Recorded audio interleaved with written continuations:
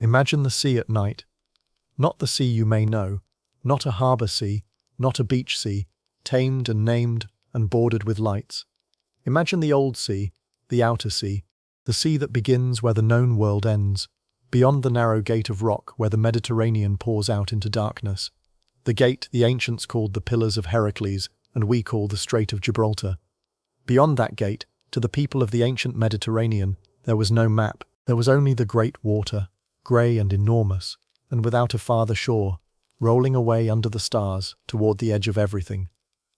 And somewhere out there, the story says, there was an island.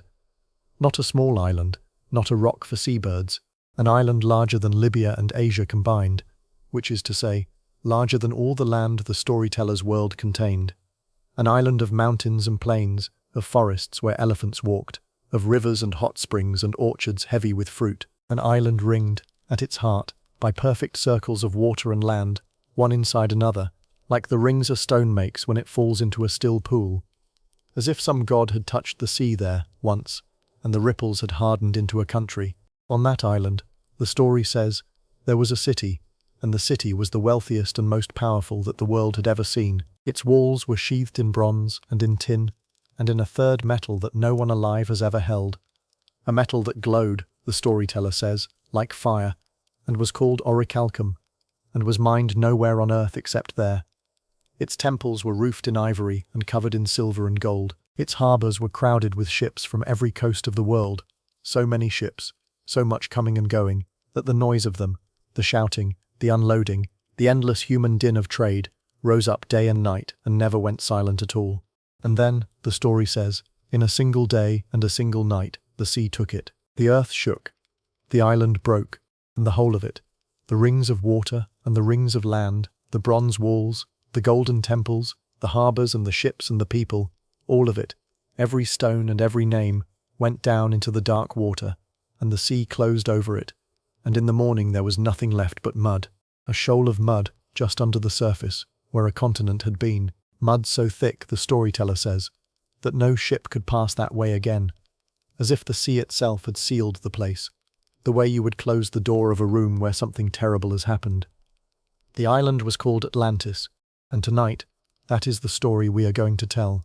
But not only that story, because the tale of Atlantis is really two tales, wound around each other like the strands of a rope, and you cannot tell one honestly without the other. The first is the tale of the island itself, the kings and the temples, the rings of water, the war it fought against a small, stubborn city on the far side of the world, and the night the sea came for it.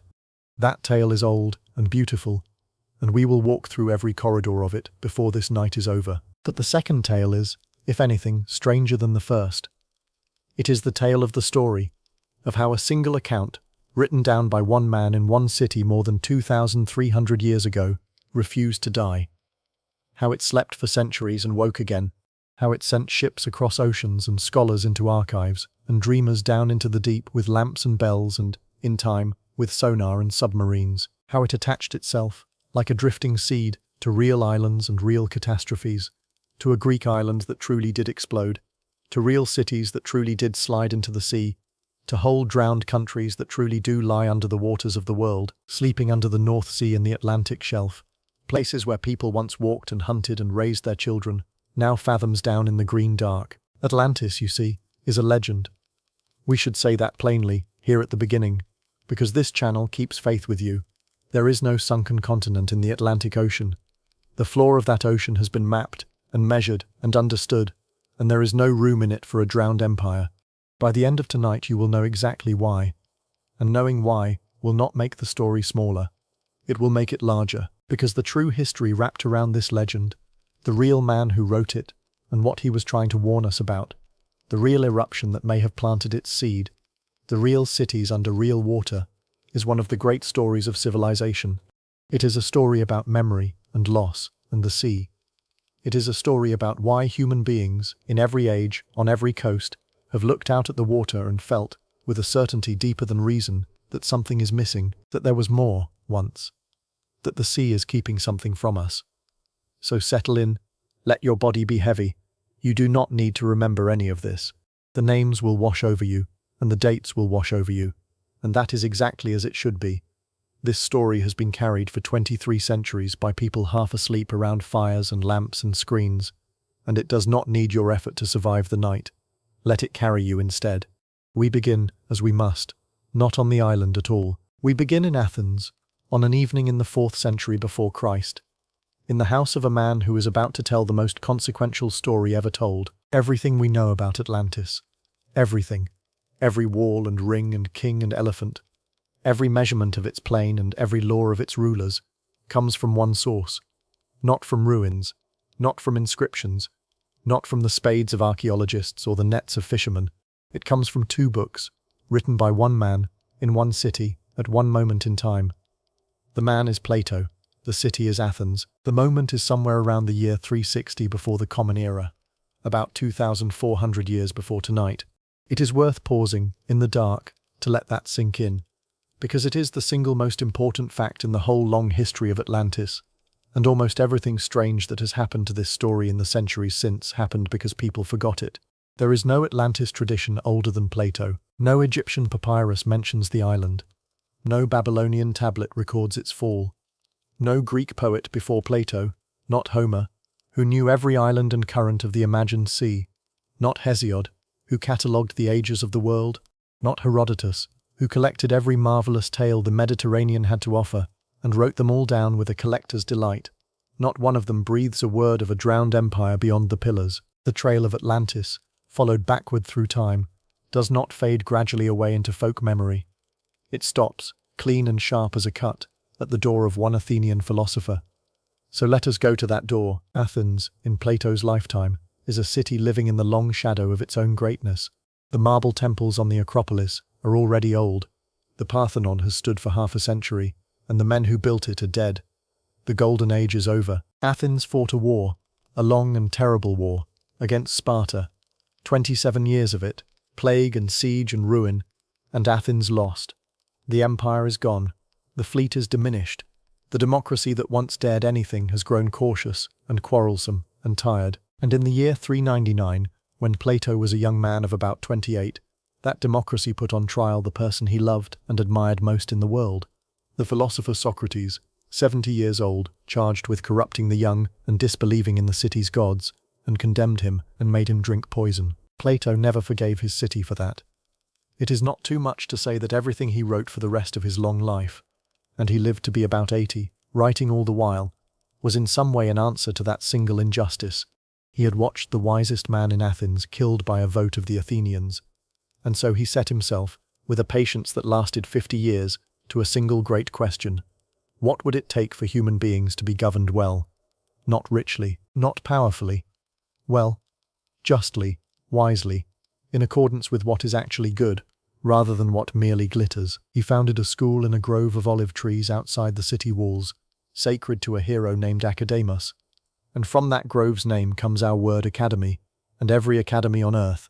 He wrote, not treatises, but conversations, dialogues, little dramas of the mind, in which Socrates, alive again on the page, questions and probes and unsettles the confident men of Athens. And in the last decades of his life, in that grove, among his students, one of whom was a sharp-eyed young man from the north named Aristotle, Plato wrote the 2 dialogues that concern us tonight. They are called the Timaeus and the Critias, and they were meant to be part of a trilogy, 3 linked conversations set on a single festival day in Athens, in which a small group of men attempt something enormous, to describe the origin of the universe, the nature of the human soul, and the shape of the perfect state, not as an abstraction but in action, in motion, in history, at war. The conversation begins, in the Timaeus, with Socrates summarizing a discussion from the day before, a discussion that sounds very much like Plato's most famous work, The Republic, in which an ideal city is built in words, a city of strict order and shared property,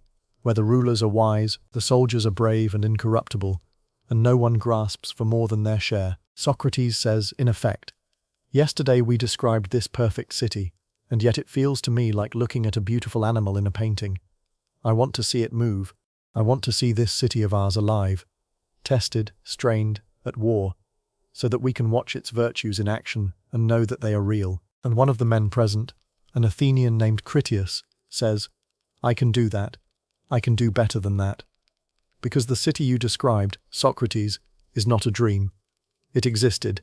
It was Athens itself, not our Athens, but an Athens before Athens, 9,000 years ago, an Athens so ancient that the Greeks themselves have forgotten it ever was, and that ancient Athens fought a war, the greatest war of all time, against the mightiest empire the world had ever seen, an empire that came out of the Western Ocean, from an island beyond the Pillars of Heracles. And so, in a dialogue about the creation of the universe, almost casually, in the voice of a man telling an after-dinner story, Atlantis enters the world. Here is what should make you sit up, gently, drowsily, without disturbing your blankets. In this very first telling, in the original source of every Atlantis story that has ever been told, Atlantis is not the hero. Atlantis is the villain, the lost paradise, the golden civilization, the wise utopia of 1,000 later dreams. None of that is in Plato. In Plato, Atlantis is the aggressor, an arrogant naval superpower, drunk on wealth, that pours out of the West to enslave the free peoples of the Mediterranean, and is stopped, alone, against all odds, by the small, disciplined, virtuous city of ancient Athens. Atlantis is not the city Plato loved.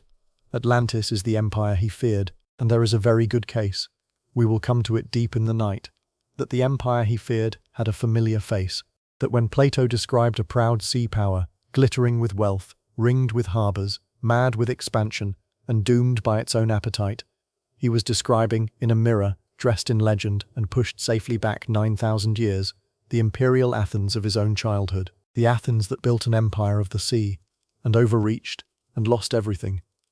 Atlantis may be many things, but first and before everything else, it is this: a great city's nightmare about itself.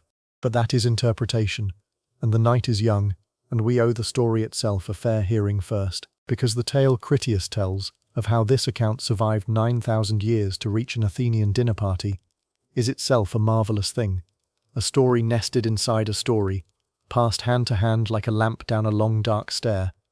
And it begins, of all places, in Egypt. Every old story has a pedigree, a chain of telling, a list of mouths it passed through on its way to you. And Plato, who was a careful artist, gives Atlantis the most beautiful pedigree in ancient literature. Before he lets Critias describe a single wall of the island, he makes him explain, in loving detail, how he knows. The chain runs like this.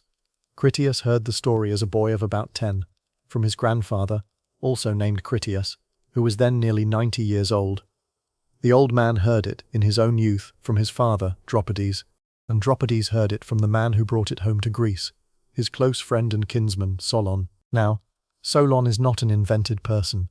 Solon is one of the most solidly historical figures in early Greek history, the great lawgiver of Athens, the man who, around the year 594 before the Common Era, was given extraordinary powers to save the city from tearing itself apart. Athens in his day was strangling in debt. Poor farmers who could not pay were being sold into slavery. Athenians enslaving Athenians. Solon cancelled the debts, freed the enslaved, bought back citizens who had been sold abroad, and rewrote the laws of the city from top to bottom. Then, having remade Athens, he did something almost no one with power ever does. He left. He made the Athenians swear to keep his laws for 10 years, and he went travelling, partly, the ancients said, so that no one could pressure him into changing what he had built, and his travels took him, as travel took every curious Greek of that age, to Egypt. Picture him there, a Greek in his prime, or a little past it, a maker of laws, and also, this matters, a poet, the first great poet of Athens, a man who thought naturally in verse. He comes up the Nile to the city of Sais, in the western delta, a city of canals and temples, sacred to the goddess Neith, whom the Greeks identified with their own grey-eyed Athena. Sais in that era is not a provincial town. It is the seat of the reigning dynasty, a capital, thronged and brilliant. And in its great temple there are priests whose profession, whose inheritance, whose entire reason for being is memory, records kept in a script already ancient, king lists running back thousands of years, the accumulated, written, temple-guarded past of the oldest country the Greeks knew. Solon, being Solon, tries to impress them. He tells them the oldest stories Greece has, the genealogies of the first men, the tale of Deucalion and Pyrrha, and the great flood that only they survived. He is reaching as far back into time as Greek memory goes, and one of the priests, a very old man, Plato says, listens and smiles, and says the most quietly devastating sentence in all of ancient literature. "O Solon, Solon, you Greeks are always children. There is no such thing as an old Greek. You are all young in your souls," the priest explains, "because you possess no ancient tradition, no learning grey with time. And the reason is the rhythm of destruction. The world," he says, "is periodically scoured, sometimes by fire, sometimes by flood. When the heavens send fire, the people of the rivers and coasts survive it. When the gods cleanse the earth with water, it is the herdsmen in the mountains who live, while the cities by the sea are swept away. Egypt, protected by its desert and its gentle rising river, is spared the worst of both, and so Egypt remembers, while everyone else, again and again, forgets. Your people," the priest tells Solon, "have been wiped clean so many times that you must always begin again like children, knowing nothing of what came before. The flood you Greeks remember, your Deucalion, was only the most recent of many. You remember one deluge, where there have been a multitude." And then the priest says the thing that changes everything. He says, "You do not even remember the finest thing your own city ever did. There was a time," he says, "and our records here in this temple preserve it, 9,000 years before his own day, when Athens already existed, and was the bravest and best governed city under the sun. And in that age a vast power came out of the Atlantic Ocean, out of an island lying beyond the strait you call the Pillars of Heracles, an island greater than Libya and Asia together, the heart of a kingly empire that ruled many other islands and reached its arms into the inner sea, holding Libya as far as Egypt and Europe as far as central Italy. And this power gathered itself into a single armada and came east, to enslave all the peoples of the Mediterranean world at a stroke. And it was your city," the priest tells the astonished Solon, "that stopped them. Athens led the resistance. Athens, abandoned by her allies, stood alone at the last extremity, and Athens, alone, defeated the invaders and freed all the peoples within the pillars who had been enslaved, and stood as the shield of everyone else. But afterward," and here the priest's voice, across 24 centuries, still drops to a hush, "afterward there came a time of extraordinary earthquakes and floods, and in a single dreadful day and night, the whole Athenian army was swallowed by the earth, and the island of Atlantis, in the same way, sank beneath the sea and vanished. And that," the priest says, "is why the ocean out there beyond the pillars cannot be navigated to this day. The sunken island left behind a barrier of mud, lying just below the surface, an impassable shoal where a world used to be. That is the story Solon carried home to Athens. Plato tells us he intended to make it into a great epic poem, the Egyptian tale of the war between ancient Athens and Atlantis, and that if he had finished it, no poem of Homer or Hesiod would have outshone it. But politics called him back. The troubles of the city ate his time, as the troubles of cities do, and the poem was never written. The story survived only as a family heirloom, passed down the generations of Solon's kin, until it reached a 10-year-old boy named Critias at a festival of recitations, told to him by his 90-year-old grandfather, who had carried it across nearly a century of memory. Now, drowsy as you are, you may notice that this provenance is doing a great deal of work. It is, if you look at it in a certain light, suspiciously perfect. The story comes from Egypt, the one land whose antiquity every Greek revered. It is vouched for by priests, the one profession whose records every Greek trusted. It arrives through Solon, the one Athenian whose honesty no Athenian would question. And yet, how convenient, the written poem was never made. The Egyptian records are far away, and the whole account rests on an old man's memory of his grandfather's memory of his father's friend. Every link in the chain is illustrious, and every link is unverifiable. If you wish to invent a story and clothe it in the highest possible authority, while making certain that no one could ever check it, you could not possibly do better than this. And Plato, this is the delicious thing. Plato knew that. He was the most self-aware writer in the ancient world. He has Critias remark, with a straight face, on what a strange and wonderful coincidence it is that the tale of ancient Athens, heard in childhood, matches in every point the ideal city Socrates described only yesterday. He has the characters discuss, more than once, whether this account is a likely story or a true one. The dialogue practically winks at you. Scholars have spent 2,000 years arguing about how much of that wink to believe, and we will weigh it all carefully, later in the night, when the lamps are lower. But not yet, because first, at last, we get to see the island. The second dialogue, the Critias, is where Plato opens his hand. The Timaeus gave only the outline, an island, an empire, a war, a drowning. In the Critias, the storyteller settles in, the way a grandfather settles into a chair, and describes Atlantis as if he had walked its streets himself, its origins, its geography, its city, its laws, its slow corruption. It is the most detailed description of an imaginary place in all of ancient literature, so detailed, so measured and surveyed and infantoid, that for centuries afterward readers would refuse to believe that anyone could have simply made it up. The detail is the trap. Remember that, as we walk through it. The detail is the trap. The story begins at the beginning of the world, when the gods divided the earth among themselves by lot. Not by war, Plato is careful to say, but peacefully, by allotment. Each god receiving the land that suited them. Athena received Athens, and Poseidon, god of the sea and of earthquakes. Hold that pairing in your mind, the sea and the earthquake in one hand. Poseidon received the great island in the Western Ocean. On that island, near the sea but toward the middle of its southern coast, there was a wide and beautiful plain, said to be the fairest of all plains and exceptionally fertile. And near the plain, about 50 stadia inland, call it 9 or 10 kilometers, there stood a low mountain. On that mountain lived one of the earthborn men of the first days, a man named Evenor, with his wife Leucippe and their only daughter, Cleito. Cleito's parents died, and she was alone on her mountain, and Poseidon, the story says, desired her, and came to her, and took her. The old stories are matter of fact about such things in a way that should not be smoothed over. The gods of the Greeks took what they wanted, and the taking was called love. And then Poseidon did the thing that gives Atlantis its unforgettable shape. To keep Cleito, to enclose her, to protect her, to possess her, he broke the land around her hill. He carved the earth in circles. 2 rings of land and 3 rings of sea he made around the mountain, each ring perfectly centered on it, as if turned on a lathe, so that the hill where Cleito lived became an island within an island within an island, unreachable, for in those days, the story notes, there were no ships, and no such thing as sailing. The first architecture of Atlantis was a god's jealousy, drawn in water, but Poseidon also made the place rich.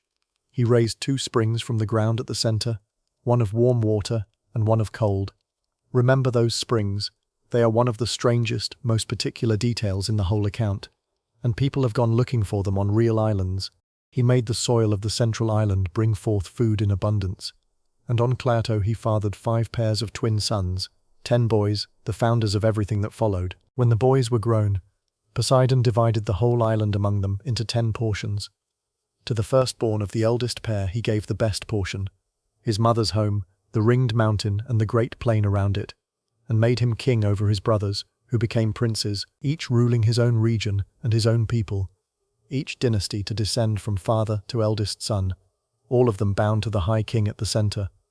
And the firstborn's name was Atlas, not the Titan who holds up the sky. Or not exactly. The old stories braid and tangle here, as old stories do. This Atlas was the first king of the island, and from his name came everything. The island was called Atlantis, the island of Atlas, and the ocean around it was called the Atlantic, the Sea of Atlas, and so it is still called, tonight, on every map in the world.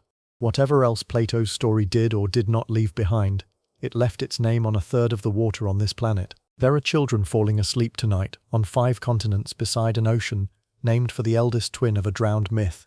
His twin brother, born second, received the portion of the island nearest the Pillars of Heracles, facing the region the Greeks called Gadara, and his name, Plato says, was Eumelus in Greek, but Gadarus in the native tongue. Tuck that detail away, deep in your pillow. Gadara was a real place. It is the city of Cadiz, in Spain, just outside the Strait of Gibraltar, one of the oldest continuously inhabited cities in Western Europe, founded by Phoenician sailors perhaps 11 centuries before Christ. Plato has anchored one corner of his imaginary empire to a real harbour that his readers could sail to.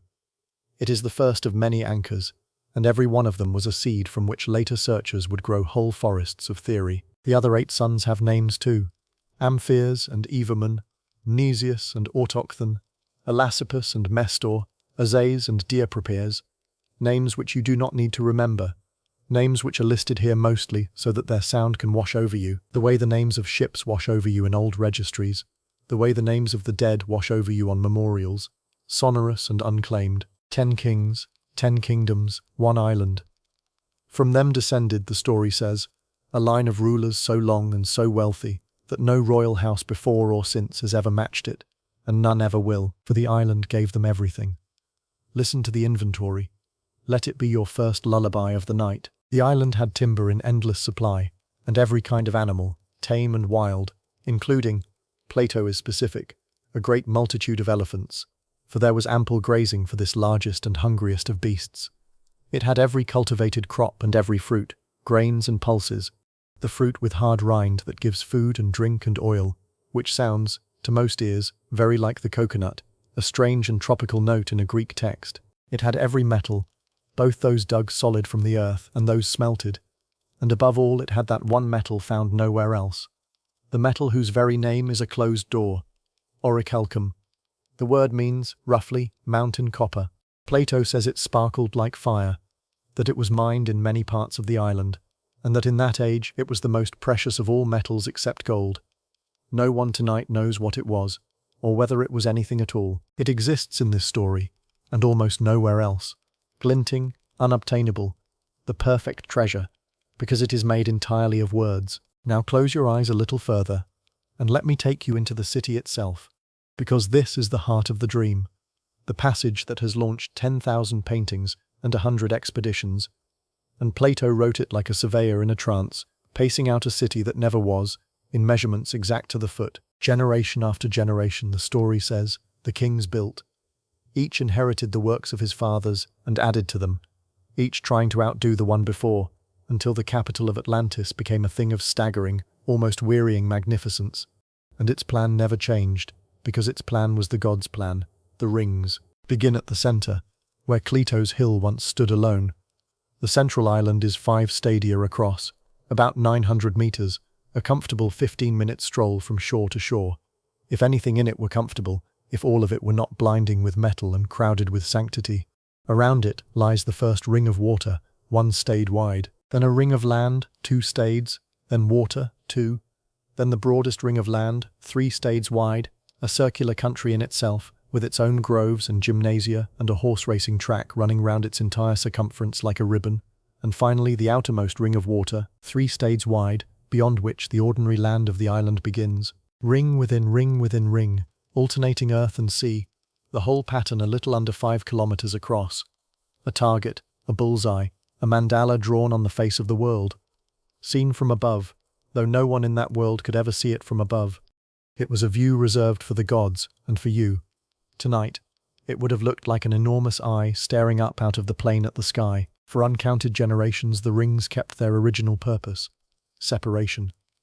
The kings at the center, the sea between them and everyone else. But as the empire grew, separation became inconvenient, and so the rings were bridged. A great causeway was driven across all 3 circles of water, from the outer plain to the very center, 100 feet wide, and where the bridges crossed the water, they left passages beneath, wide and deep enough for a warship to pass under, for the rings of sea had become harbors now, the safest harbors imaginable. Moats turned to moorings, and from the outermost ring to the open sea, the builders cut a canal, 300 feet wide, 100 feet deep, 50 stadia long, nearly 10 kilometers of engineered water, so that ships from the ocean could sail directly into the heart of the city, into harbor after harbor, ring after ring, all the way to the gates of the kings. Then they clothed the city in metal. This is the detail no reader ever forgets. The wall around the outermost ring they covered in bronze, not decorated with bronze, covered, the story says, the bronze laid on like a coating of paint. The wall of the middle ring they coated with tin, which would have shone silver-white, moon-coloured, and the wall around the citadel itself, the innermost wall, the last circle before the holy centre, they sheathed in orichalcum, the fire metal, the impossible metal, so that the heart of Atlantis, in the level light of morning or evening, must have looked like a ring of standing flame. The stone for all this building came out of the rings themselves, quarried from beneath the central island, and from under the circles of land, so that the city was hollowed from its own ground, the harbours deepened by the very digging that raised the walls. The stone came in 3 colours, white, black, and red, and some of the buildings they made plain, of one colour, but in others they wove the 3 together, white, black, red, for the pleasure of the pattern, the story says, for the pleasure of the pattern. Even the masonry of Atlantis was a kind of music. Within the citadel, on the central island, stood the holy places. There was the royal palace, added to by every generation until it amazed all who saw it. There was a sanctuary, walled in gold, on the very spot where Poseidon had taken Clito, the navel of the whole world of Atlantis, its origin point, sacred and closed. And there was the great temple of Poseidon himself, a stade long, 200 meters, longer than the largest temple ever actually raised in Greece. Its exterior coated entirely in silver, except for the figures on its pediments, which were gold. Inside, the ceiling was ivory, worked with gold and silver and orichalcum. The walls and columns and floor were lined with orichalcum, and in the dim fire-colored light of all that metal stood the cult statue, Poseidon himself in his chariot, drawn by 6 winged horses, so tall that his head brushed the roof of the temple, ringed by 100 sea nymphs riding on dolphins.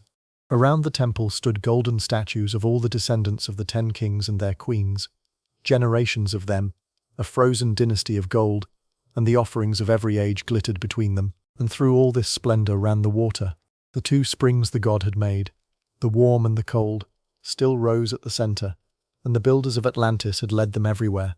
Fountains, open baths for winter, covered baths for the kings, separate baths for women, pools for the horses and the oxen. The warm spring of a god's courtship, plumbed and channeled and made municipal. What the water did not serve, it irrigated. The grove of Poseidon, where trees of extraordinary height and beauty grew in soil that never failed. And what was left over was carried by aqueducts along the bridges, ring by ring, outward to the gardens and gymnasia of the outer circles, until at last it fell to the sea. Now widen your gaze, slowly, the way a camera pulls back in the last shot of a film. Beyond the outermost ring of water, the city continued, densely settled for 50 stadia in every direction from the outer harbour, a metropolis around the ringed core, and down by the great canal, where the ocean traffic came in, lay the working city. The docks, the warehouses, the markets, the houses of the sailors and the merchants and the stevedores of 100 nations. The harbours, and the largest of them especially, the story says, were crowded with vessels and merchants from all parts of the world, who from their numbers kept up a multitudinous din and clatter day and night. Hold that detail, last of all, as this part of the night closes. Of all the gold and orichalcum, the winged horses and the ivory ceilings, the truest sounding thing in Plato's whole city is that noise, the racket of a great port that never sleeps, shouting and rigging and cargo and gulls, going on all night, every night. The sound a maritime empire makes when it is alive. Plato grew up within earshot of Piraeus, the roaring harbour of imperial Athens. He knew exactly what that din sounded like. He had fallen asleep to it. And when he needed to make his impossible city real for one sentence, he reached past all the silver and gold, and gave it the sound of home. Beyond the city lay the country, and Plato, patient, methodical, hypnotic, describes that too. If the city of the rings is the jewel of the story, the great plain is its granary, and the account of it reads like the report of an agricultural ministry filed from inside a dream. The plain surrounded the city, and was itself surrounded by mountains that came down to the sea. Mountains celebrated, the story says, for their number, their size, and their beauty, sheltering many wealthy villages, rivers, lakes, and meadows, with timber of every kind. The plain itself was smooth and level and elongated, 3,000 stadia in one direction, 2,000 in the other. Call it 550 kilometers by 370. It faced south, lying open to the sun, shielded by its mountain wall from the cold north wind. It was, the story insists, the most fertile plain in the world. And the Atlanteans engineered it, totally, the way they engineered everything. Around the entire plain they dug a ditch, and here even Critias, the teller, hesitates. The dimensions, he admits, are hard to believe, but he will report what he heard. The ditch was 100 feet deep, a stade wide, and ran around the whole circumference of the plain, 10,000 stadia of excavation, nearly 2,000 kilometers of canal, a moat around a country. It caught the streams that came down from the mountains, carried them around the plain, and delivered them to the sea by the city. And from the inland side of this great ring canal, straight channels were cut across the plain, 100 feet wide, spaced 100 stadia apart, connected by crosscuts, a perfect grid of water laid over the land, by which timber floated down from the mountains and the harvests of every district floated to market, and by which the fields were watered in summer. For this blessed plain got rain in winter, and irrigation in summer, 2 harvests a year, a machine for growing food the size of a nation. The plain was divided into 60,000 lots, each lot a square, each lot bound to provide its share of the army, a 1/6 part of a war chariot, toward a total of 10,000 chariots, 2 horses and riders, a pair of horses with a fighting platform, hoplites, archers, slingers, stone throwers, javelin men, and 4 sailors, toward the manning of a fleet of 1,200 ships. The numbers wash over you. They are meant to. They washed over Plato's first readers too, an arithmetic of overwhelming force, and they add up to something on the order of 1,000,000 men under arms, from the home island alone, before a single ally or subject kingdom is counted. No state of the ancient world ever fielded such a force. That is precisely the point. This is what limitless looks like, written down. And yet, and here the dialogue turns, quietly, like a sleeper turning over, all this power was, for ages, perfectly governed, because the rule of the 10 kings rested not on force but on law, and the law rested on something stranger and older than law. In the very centre of the island, within the sanctuary of Poseidon, stood a pillar of orichalcum, and on that pillar, in the first days, the commandments of Poseidon himself had been inscribed, the laws of the founder god, and with them a terrible oath. The 10 kings, each supreme in his own kingdom, with power of life and death over all his people, were themselves bound by the pillar. They were forbidden ever to take up arms against one another, bound to come to the aid of any royal house among them that was threatened, bound to take no decision of war or great consequence except together, by council, with the high king of the line of Atlas presiding, and even he could not put a kinsman to death without the consent of the majority. And every 5th year, and then every 6th year alternately, giving equal honour, the story says, to the even and the odd, the 10 kings gathered at the temple to renew the law in the strangest royal ritual in ancient literature, the hunting of the bull.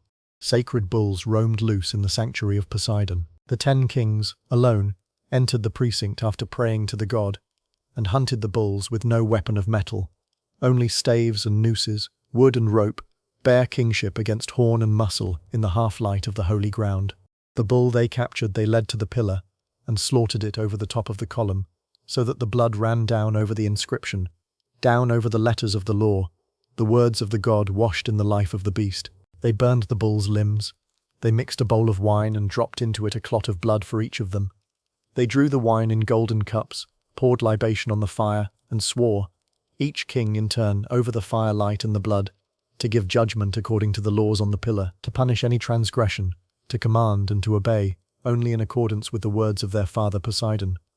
They drank, they dedicated their cups, they dined, and when darkness fell and the sacrificial fire had burned low, the story gives us one last image, one of the most haunting in all of Plato, the 10 most powerful men in the world, each putting on a robe of the deepest possible blue, azure, the colour of deep water, the colour of the abyss, and sitting down on the ground, on the ashes of the sacrifice, in the dark, all the lights of the temple extinguished around them, to judge one another. All night they sat, dressed in the colour of the sea that would one day swallow them, giving and receiving judgment in the darkness.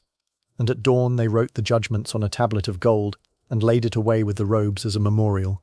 Sleep is close to you now, perhaps, and so let the image stay, the circle of kings in their sea-dark robes, the ember light, the blood drying on the bronze words of a god, while they kept that vigil, while law sat above power, while 10 thrones could still sit down together in the ashes and submit to words on a pillar. Atlantis was unconquerable, and worse than unconquerable. It was good. The story is about to tell us how that ended. But before the fall, there is one more wonder to see. The war itself, and the small grey city on the far side of the world that stood up alone against the empire of the rings. Every story of this kind needs 2 cities. Babylon needs Jerusalem. Rome needs Carthage. The glittering empire needs the small, stubborn town that will not kneel. And Plato, before he drowns his island, takes care to build its opposite, and the opposite he builds is a dream of his own home. The ancient Athens of the story, the Athens of 9,000 years before Solon, is everything the Athens of Plato's lifetime was not, and everything Atlantis is not, and the 3-way mirror among them is the secret machinery of the whole tale. Begin with the land. The Attica of that lost age, the story says, was not the thin-soiled rocky country Plato knew. It was rich and deep-earthed, its hills wooded to the top, its plains fat, its springs abundant. What happened to it is described in a passage that ought to be more famous than the whole of Atlantis, because in it Plato invents, more than 2,000 years early, the science of environmental history. In the many great deluges since that time, he says, the soil of Attica has washed continually down from the heights into the sea, and what remains now is like the skeleton of a sick man, all the fat and soft earth wasted away, only the bare frame of the land left. Hills that within living memory bore timber for great buildings now feed only bees. The annual rain no longer soaks into deep earth and feeds the springs. It runs off the naked rock and is lost. Sanctuaries still stand, he says, at places where fountains used to flow, the shrines outliving the water they were built to honor. It is erosion, deforestation, watershed collapse, observed, reasoned and mourned in the 4th century before Christ. Whatever else Plato was doing in these dialogues, in that passage he was simply telling the truth, and you can still see the truth he told from the window of any airplane descending into Athens, the bone-coloured hills, the skeleton of the sick man, exactly as he wrote it.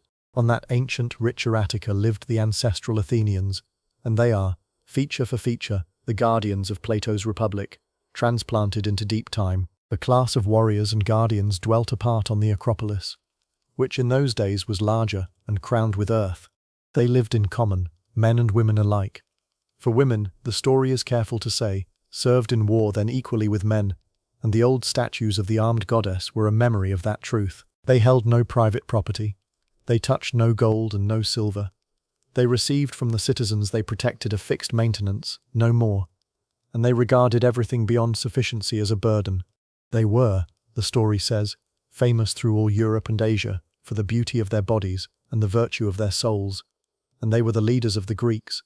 Leaders by consent, the text adds quietly, of willing followers. Set the two cities side by side now, in the dark, like two model ships on a shelf. Atlantis, an island, made of rings, made of wealth, sheathed in metal, swarming with ships, counting its chariots in the 10,000s, its power flowing outward in conquest. Athens, a hill of plain stone and common land, no gold anywhere, no fleet worth the name, its power held inward, in the discipline of souls. One city is everything visible. You can inventory it, as we have, wall by wall and harbour by harbour. The other city's wealth cannot be inventoried at all, because it consists entirely of what its citizens are. Plato has built materialism and virtue, appetite and order, the gleam and the bone, and set them facing each other across an ocean, and then he sets them at war. The narrative of the war itself is brief, startlingly brief. After the luxurious miles of description we have walked through, it is over in a paragraph of the Timaeus, almost in a breath.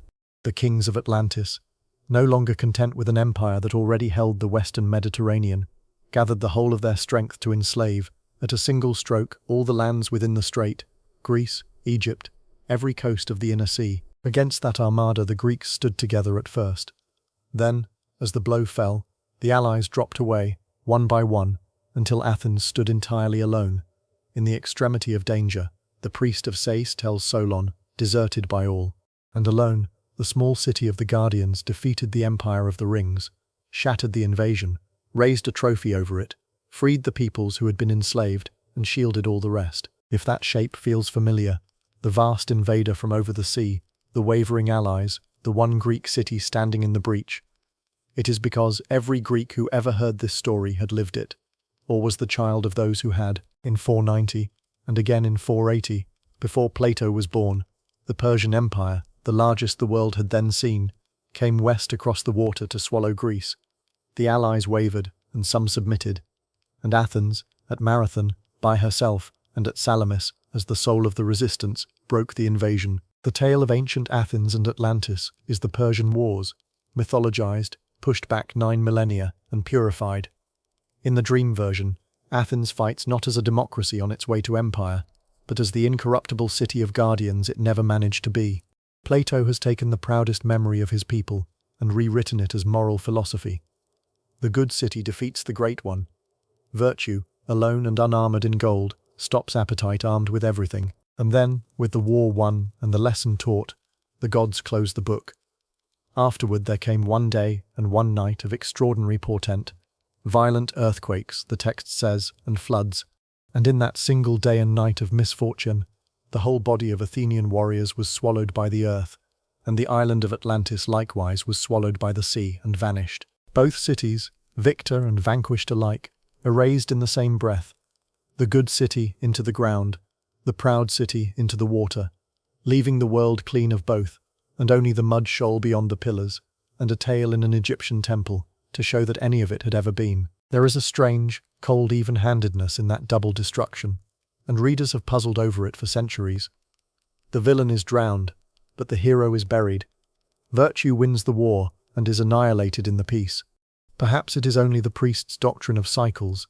The floods come for everyone, good and wicked alike, and that is precisely why the Greeks remember nothing. Or perhaps Plato is saying something quieter and harder, that the world does not keep our best things, that the perfect city, even if it ever existed, would not survive, that everything built, everything, the rings and the bone-grey hill alike, belongs in the end to the water and the dark.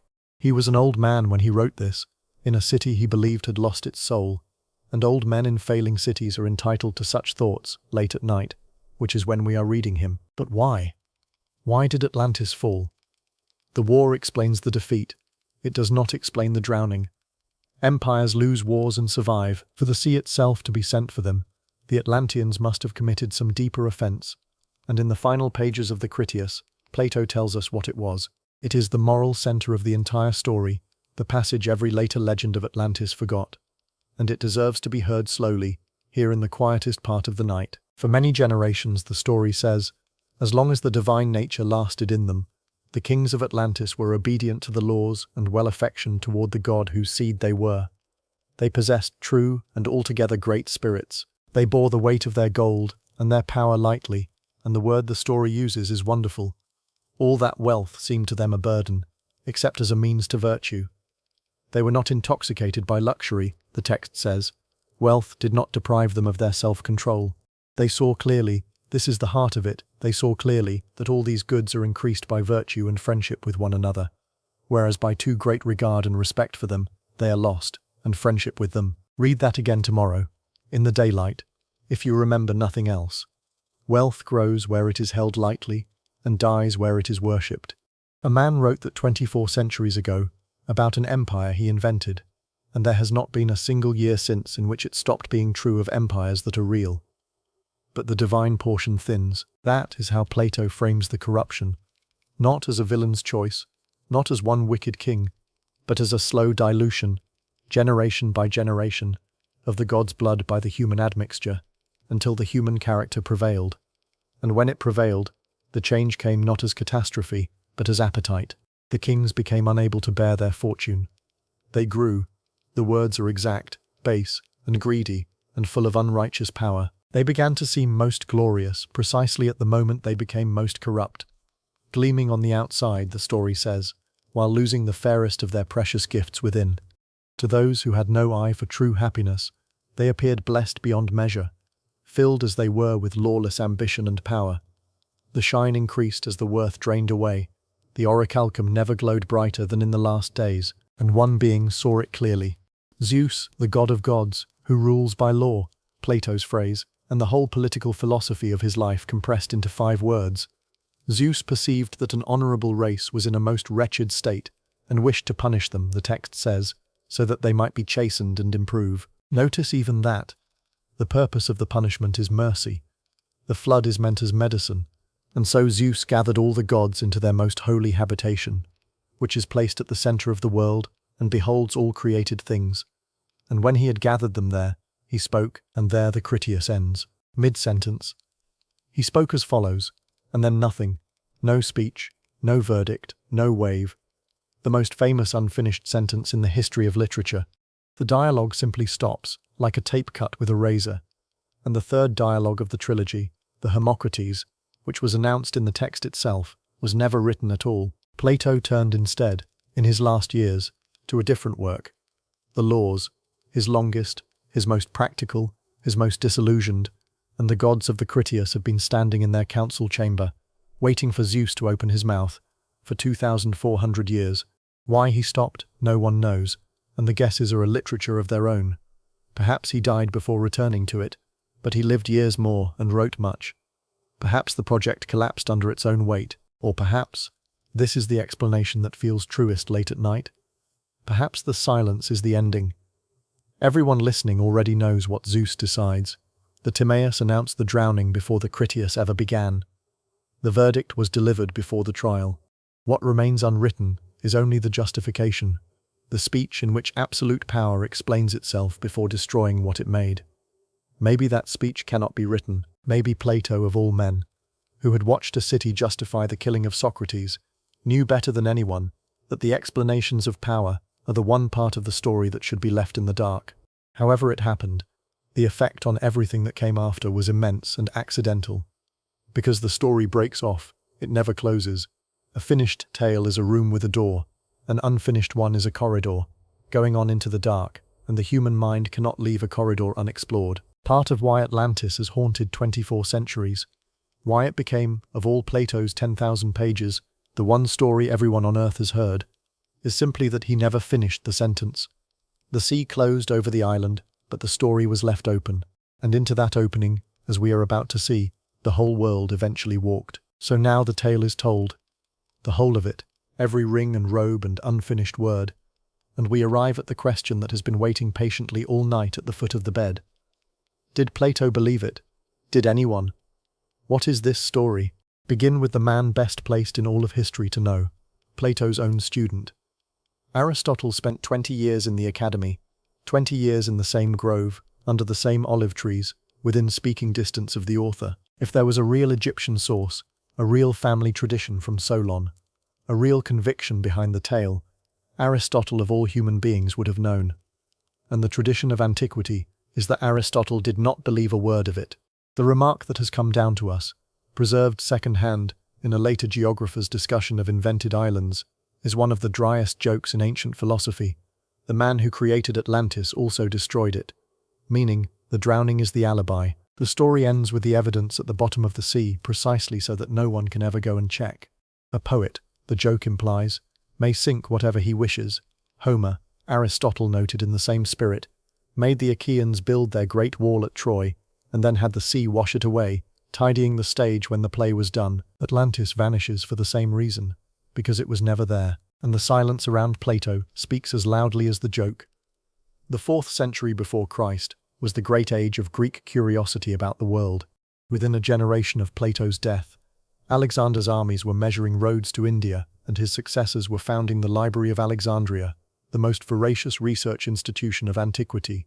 Historians of that age chased every rumor of every marvel. If educated Greeks had believed that the records of a 9,000-year-old war lay in a temple at Sais, a city Greeks visited constantly, in an Egypt now ruled by a Greek dynasty, someone would have gone and asked. The scholars of Alexandria catalogued the world. They had access to Egypt's priesthoods for 3 centuries. They produced no Atlantis, no Egyptian text ever found, and we have now read Egypt's records across 3,000 years of its history, mentions the island, the war, or anything resembling them. The pedigree Plato gave his story, that beautiful chain of Solon and the priests, has never received the slightest independent support, in his age or any age since.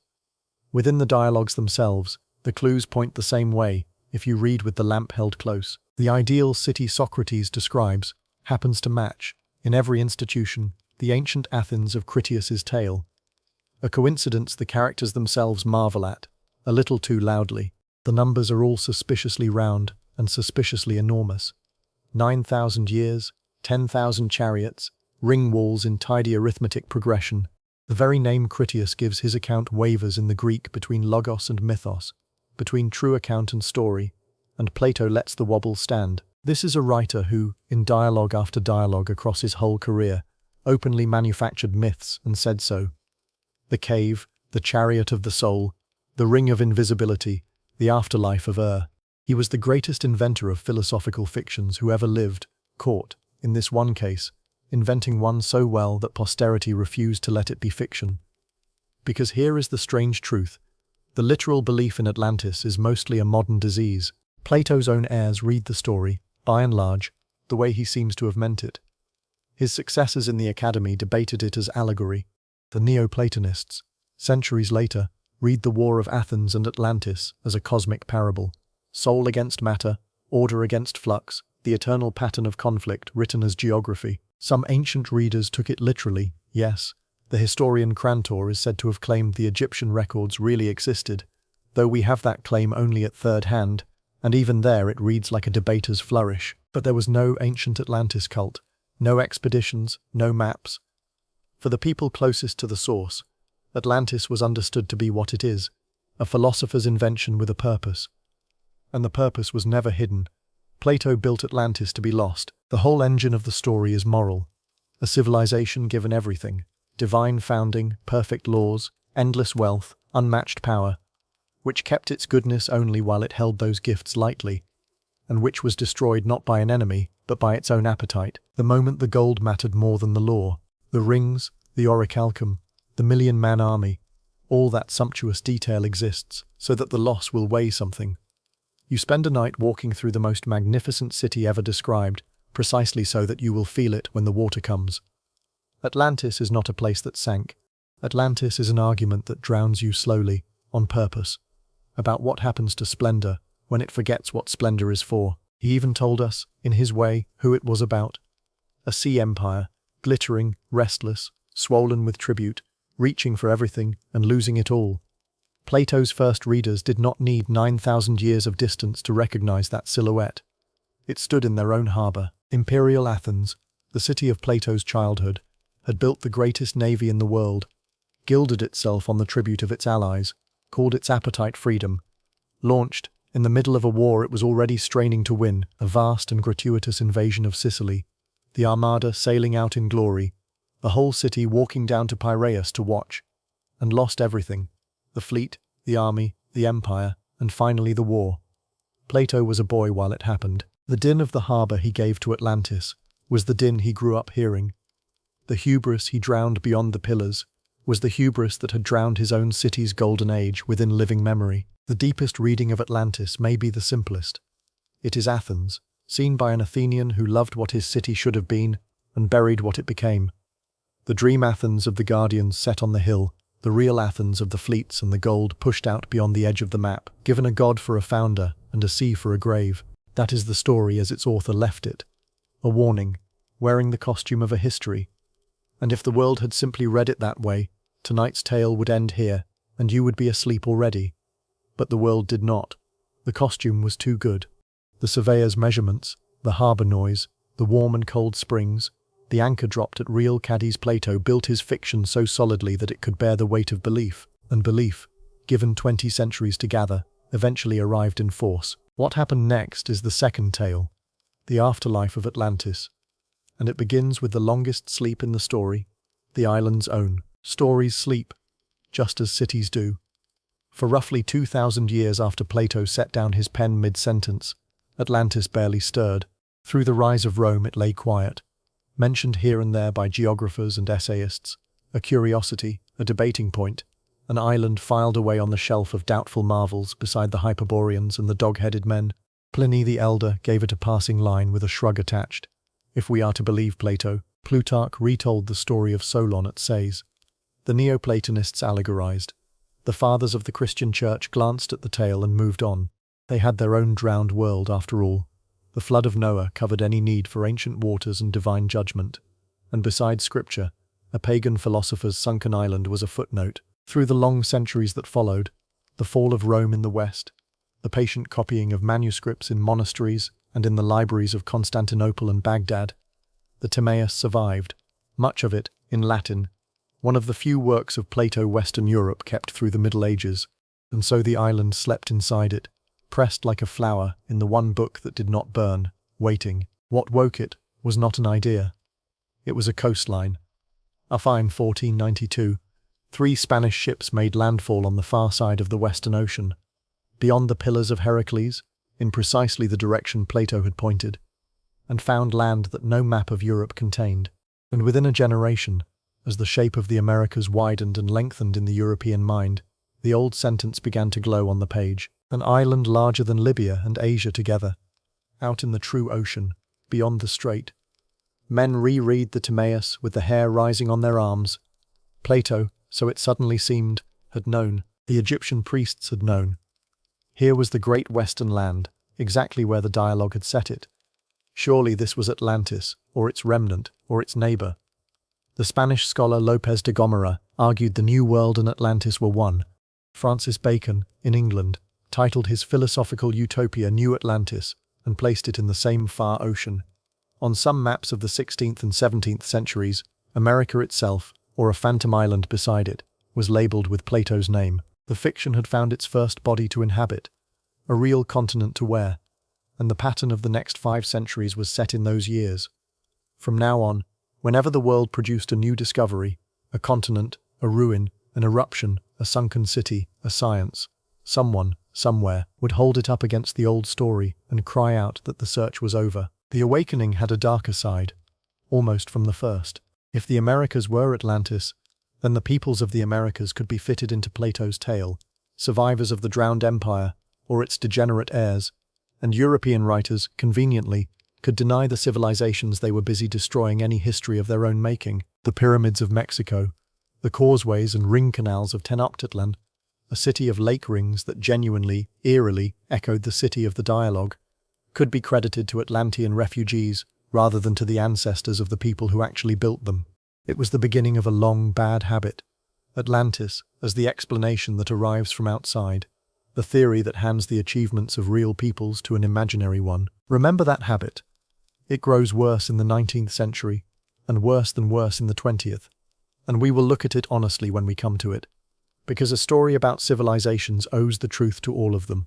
But for the moment, hold the gentler image, because it is one of the loveliest turns in the whole history of ideas, a story written as a warning about empire, slipped into the luggage of the very empires it warned against, sailing west across the Atlas Sea to be reborn. The philosophers had kept Atlantis alive for 2,000 years as a parable.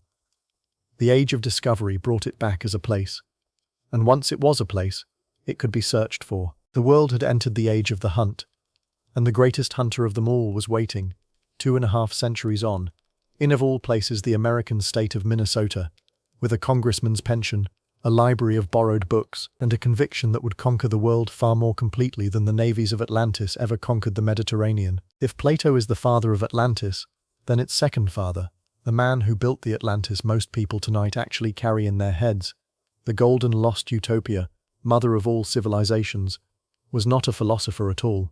He was an American politician with red hair, boundless energy, and a gift for believing things magnificently. His name was Ignatius Donnelly, and the story of how a failed land speculator from Philadelphia rewrote the meaning of a Greek dialogue is one of the great strange chapters in the history of ideas. Donnelly's life reads like a novel written by an author who could not decide on a genre. Born in 1831, trained as a lawyer, he went west as a young man to Minnesota, then the very edge of settled America, and threw himself into a scheme to build a great metropolis on the Mississippi, a city to be called Ninninja, which was to rise from the prairie on optimism and borrowed money. The financial panic of 1857 killed it almost overnight. The investors vanished, the town emptied, and Donnelly was left, in his 20s, nearly alone in the city of his dreams, living, quite literally, in a grand house in a metropolis that did not exist, surrounded by streets with names and no inhabitants. Spend a moment with that picture, because it is almost too perfect. The future prophet of the world's most famous vanished city, beginning his adult life as the resident of one. He, before he ever wrote a word about Atlantis, knew exactly what it was to walk through a splendid capital that the world had swallowed. He turned to politics. Lieutenant governor of Minnesota at 28, then a congressman through the Civil War years, then a state legislator, a radical, a champion of farmers against the railroads, a fire-breathing orator of the prairie, and all the while he read. Donnelly was that dangerous and wonderful thing, the omnivorous self-taught man. He haunted the Library of Congress between sessions, gorging on geology, mythology, philology, botany, history, everything, with no professor anywhere to tell him where the edges were. And somewhere in those years of reading, the old story found him, and in the winters of his political eclipse, in the empty grand house in the empty town of Ninninja, he wrote the book. It was published in 1882, and its title announced its thesis with a trumpet blast. Atlantis, the antediluvian world. Its argument, stripped to the bone, was this. Plato was not writing philosophy. Plato was writing history. Plain, sober, factual history. There really was a great island in the Atlantic. It really was the seat of a mighty civilization. And that civilization was nothing less than the original civilization of the human race. The garden where humanity first rose from barbarism, the historical truth behind the Garden of Eden, behind the Greek Golden Age, behind every paradise in every mythology on Earth. From Atlantis, Donnelly argued, civilization had radiated outward like light from a lamp. Colonists, sailing east, founded Egypt, and the civilizations of the Mediterranean. Colonists, sailing west, founded the cultures of Mexico and Peru. The gods of the ancient world, of Greece, of Egypt, of Scandinavia, of the Americas, were none of them gods at all, but dim memories of the real kings and queens and heroes of Atlantis, deified by the distance of time, and the flood legends found all over the planet. Noah, Deucalion, Gilgamesh, the deluges of 100 peoples, were all of them the same memory, the memory of the one terrible drowning carried out of the catastrophe by the survivors in their ships. It is, you must understand, a tremendously seductive book. Donnelly writes like a courtroom lawyer, with the jury leaning in, short chapters, marshalled evidence, a confident drumbeat of, and furthermore, he points to pyramids on both sides of the Atlantic, to flood myths on both sides, to plants, he claims, cultivated on both sides, to similar words, similar customs, similar arts. Why do the Egyptians and the Maya both build pyramids, both mummify their dead, both worship the sun? Because, he answers, both learned at the same mother's knee, and the mother is at the bottom of the ocean, which is precisely why you cannot visit her. He even had what looked like scientific wind in his sails, oceanographers of his day, sounding the Atlantic to lay the new telegraph cables, had discovered a great submerged mountain range running down the middle of the ocean, the mid-Atlantic ridge, and to Donnelly and his readers, what could that be but the drowned spine of the lost continent? Its peaks the Azores, still standing above the water like the fingertips of a sinking hand. The book was a sensation. Printings upon printings, editions for decades, admirers from Gladstone, the British Prime Minister, who wrote to Donnelly warmly, down to legions of ordinary readers on both continents. And its success planted the modern Atlantis so deeply in the world's imagination that almost no one tonight, hearing the word, pictures Plato's aggressor state, the villain empire drowned for its greed. They picture Donnelly's Atlantis, the radiant motherland, the lost golden age, the paradise of the first wisdom. In one book, the moral of 22 centuries was inverted. Plato sank Atlantis to punish it. Donnelly raised it to mourn it. And yet, here is the part that must be said plainly, gently, the way one corrects a beloved grandfather. Almost every pillar of the book has since fallen, not because Donnelly was stupid, he emphatically was not, but because he was reasoning in the dark, decades before the sciences that could test him existed, and because he wanted it so badly to be true. The resemblances dissolve on inspection. Pyramids on 2 continents are not one invention carried by ship. They are the same simple answer. Pile it wider at the bottom, reached separately by any people who want to build high with stone before the arch, and they are separated by thousands of years and utterly different methods and meanings. The crops do not cross. The staple plants of the Americas, maize, potatoes, tomatoes, appear nowhere in the Old World before Columbus, and wheat and barley appear nowhere in the New, which is precisely what cannot be true if a single motherland ceded both shores. The gardens, so to speak, testify against the gardener. The languages show no kinship of the kind he claimed. The flood myths, as we shall see in the deep of the night, have better and humbler explanations. Rivers, tsunamis, the rising sea at the end of the Ice Age, and the simple fact that floods happen to everyone, and the mid-Atlantic ridge, his drowned spine. Oh, the ridge is real, and the ridge will return at the end of our story, because what the ridge actually turned out to be is one of the most beautiful discoveries in the history of science, and it does not merely fail to support a sunken continent, it forbids one, mathematically, magnificently, forever. That revelation is waiting for you a few parts from now, like a lamp at the end of a corridor. But truth moves slowly, and a thrilling story moves like fire. Donnelly's Atlantis leapt from his book into the bloodstream of the modern world, into novels and newspapers, into Jules Verne's 20,000 Leagues Under the Sea, where Captain Nemo presses his brow to the glass of the Nautilus and beholds the drowned columns by volcanic light, into theosophy and occultism, where Atlantis swelled into whole invented prehistories of root races and psychic empires, and from there, in the early 20th century, into stranger and darker waters still, for the fantasy of a superior primordial race from a lost homeland proved horribly attractive to the race mystics of Europe, and threads of Atlantean fantasy were woven, in time, into the occult daydreams that flattered Nazi ideology. The lost island that Plato built as a warning against the arrogance of the strong was conscripted, 23 centuries later, to decorate exactly such arrogance. It is the saddest turn in the story's long afterlife, and it is worth one clear sentence in the dark. No people on this earth descends from Atlantis, because Atlantis is a parable, and every attempt to give some nation or race a drowned and glorious pedigree has been, without exception, a lie in the service of pride, the very sin the story was written to drown. Better to leave Donnelly himself on a kinder note, because he has been good company tonight. He went on dreaming to the end, wrote a book arguing a comet had devastated the ancient Earth, another claiming Francis Bacon wrote Shakespeare, ran for Vice President of the United States on a populist ticket in his last year, and died on the first day of the 20th century, having lived precisely to the edge of the age whose sciences would dismantle his beloved continent. He was wrong about nearly everything, and dull about nothing, and he gave the old story one immense, unintended gift.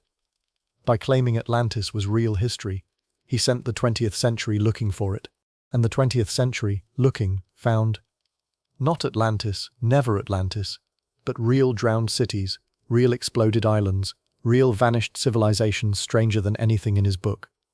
The hunt he ignited is the rest of our night, and it begins with the most spectacular candidate of all.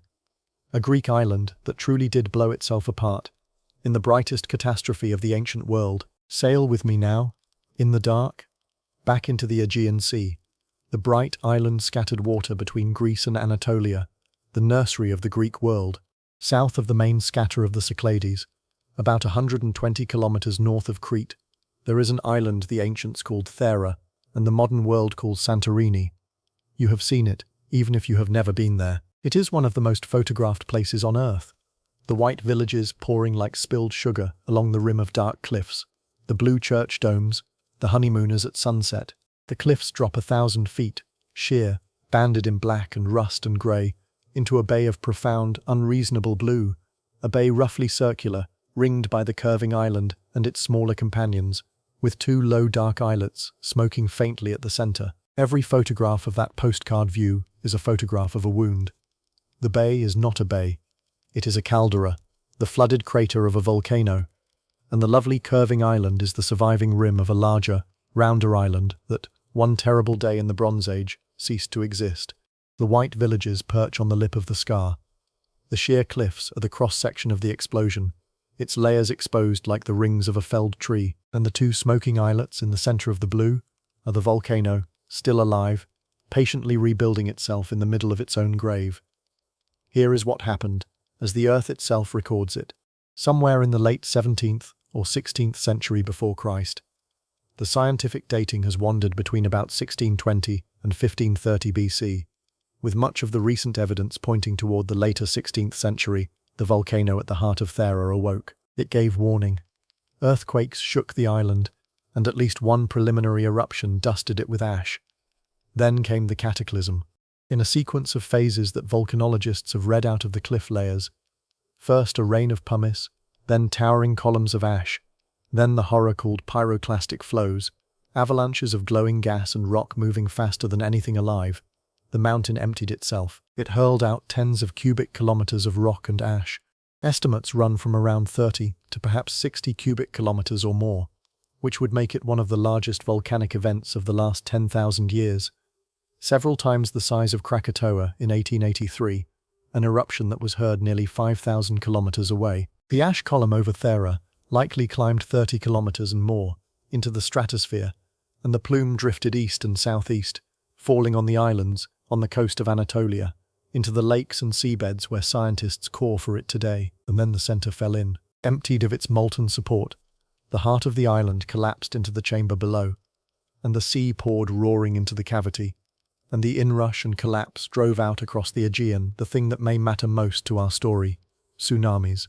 Waves radiated from the dying island, and they ran south, across 120 kilometers of open water, toward the busiest, richest, most civilized coastline in the Aegean world, the northern shore of Crete, the harbors of the Minoans. Hold the picture for a moment, because the ancient Aegean is about to feel it. A circular island with a great harbor bay, a brilliant maritime civilization, a single day of earthquake and inundation, and afterward, where the island's heart had been, only the sea. If that outline has begun to sound familiar, you are not the first to notice. You are not even the first 1,000. But before we lay the old story over the new science, we must do what the diggers did, and go down into the ash. Because the eruption of Thera did one more thing, the thing volcanoes sometimes do, as a kind of terrible mercy. It buried a city, and in 1967, under 40 meters depth of compacted pumice, near a place on the southern shore called Akrotiri, archaeologists began to find it. There are a handful of places on Earth where the ancient world does not have to be imagined, where you do not stand among foundations reconstructing walls in your mind, but walk into the walls themselves, under the roofs themselves, down streets that are still streets. Pompeii is one, Akrotiri is another, and it is the older and, in some ways, the stranger of the two. For Pompeii is Roman, comfortable, almost familiar, while Akrotiri belongs to a world more than 1,000 years deeper in time, the High Bronze Age of the Aegean, the age that the Greek myths themselves remembered only as legend.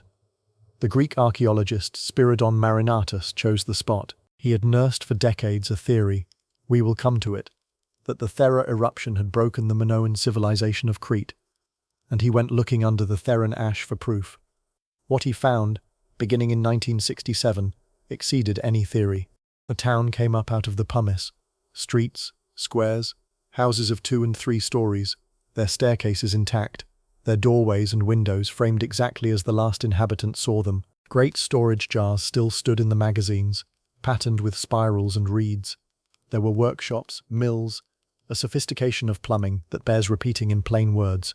The houses of Akrotiri, in the 16th century before Christ, had pipes and clay tubs and indoor toilets connected to drains under the streets, and some of the plumbing ran in pairs, which has made scholars wonder, given the volcanic springs of the island, whether some buildings enjoyed hot and cold running water. Pause on that.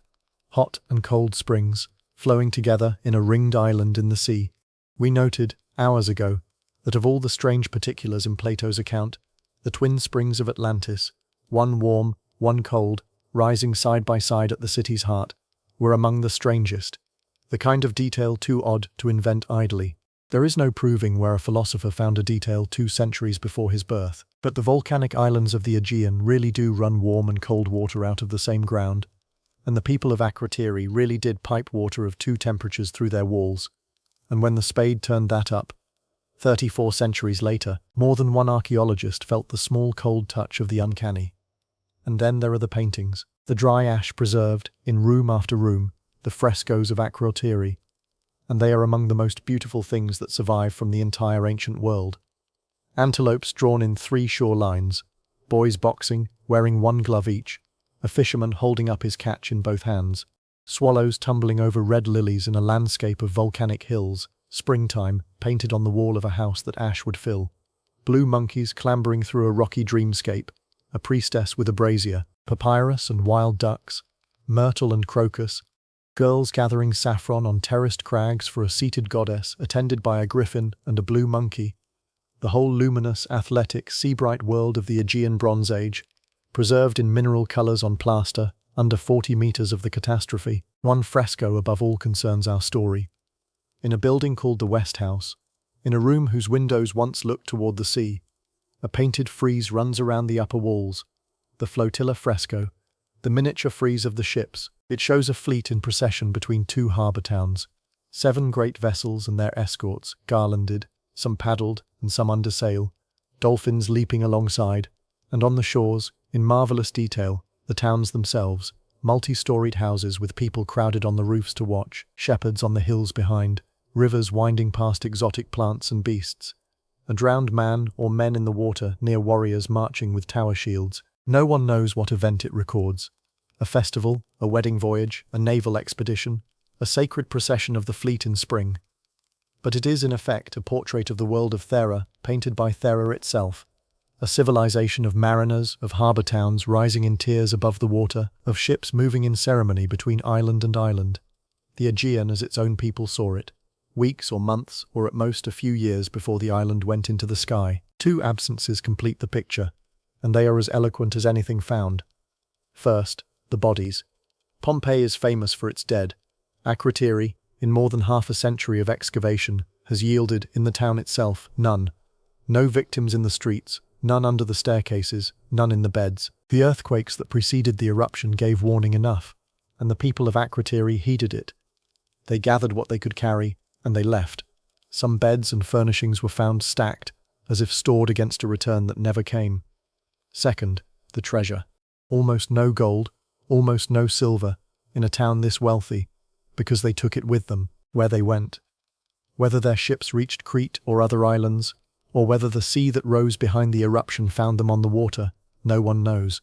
The evacuation of Akrotiri is one of the great unfinished sentences of archaeology. A whole population walks out of history in good order, carrying its valuables, and is never heard of again. Somewhere, perhaps, under the sea or under the ash of some unexcavated shore. The end of that sentence is waiting, the way Zeus's speech is waiting at the end of the Critias. So there it stands tonight, under its modern protective roof, a Bronze Age town, alive in every detail, sleeping in the ash of the island that destroyed it. And the question that has been gathering all night now steps fully into the lamplight. A round island, a great civilization of the sea, fleets in procession, harbours loud with trade, houses with warm and cold water in the walls, a day of earthquake, a catastrophe of subsidence and inundation, the heart of the island swallowed, literally by the sea, leaving the deep blue caldera where land had been. Did the memory of Thera, carried down 1,000 years of Greek tradition, perhaps even through Egypt, where the ash fell and the records were kept, reach Plato in Athens and become, transfigured, the island beyond the pillars? Is Atlantis, at its kernel, the Bronze Age Aegean remembering the worst day it ever had? It is the most respectable of all the theories, and the most beautiful, and to weigh it properly we must now do what the wave did, and go south, across the 120 kilometers of open water, to the great island where the palaces stood, to Crete, to the Minoans, to the civilization of the bull. Crete lies across the southern edge of the Aegean like a long mountainous wall, the largest of the Greek islands, a country in itself, snow on its peaks in winter, and Africa's wind on its southern shore. And in the Bronze Age, for the better part of 1,000 years, Crete was the heart of the first high civilization on European soil, the people we call the Minoans, after the legendary King Minos, because their real name, like so much about them, is lost. Their language is undeciphered. Their own word for themselves has never been read. What remains of them is astonishing enough. Great palace complexes, Knossos above all, near the northern coast, a sprawling labyrinth of courts and corridors, storerooms and shrines, light wells and frescoed halls, hundreds upon hundreds of rooms, with paved roads leading out to lesser palaces and towns across the island, an architecture of comfort and light rare in the ancient world, columned porticos, sophisticated drains, great pithoi of oil and grain in magazines that ran like streets, an art that still startles, dolphins arcing across palace walls, the lily prints, ladies in flounced skirts so courtly and vivid that the workman who uncovered one fresco nicknamed her the Parisienne, a script, linear A, written on clay and never yet deciphered, the ledgers of the realm holding their accounts in silence to this day.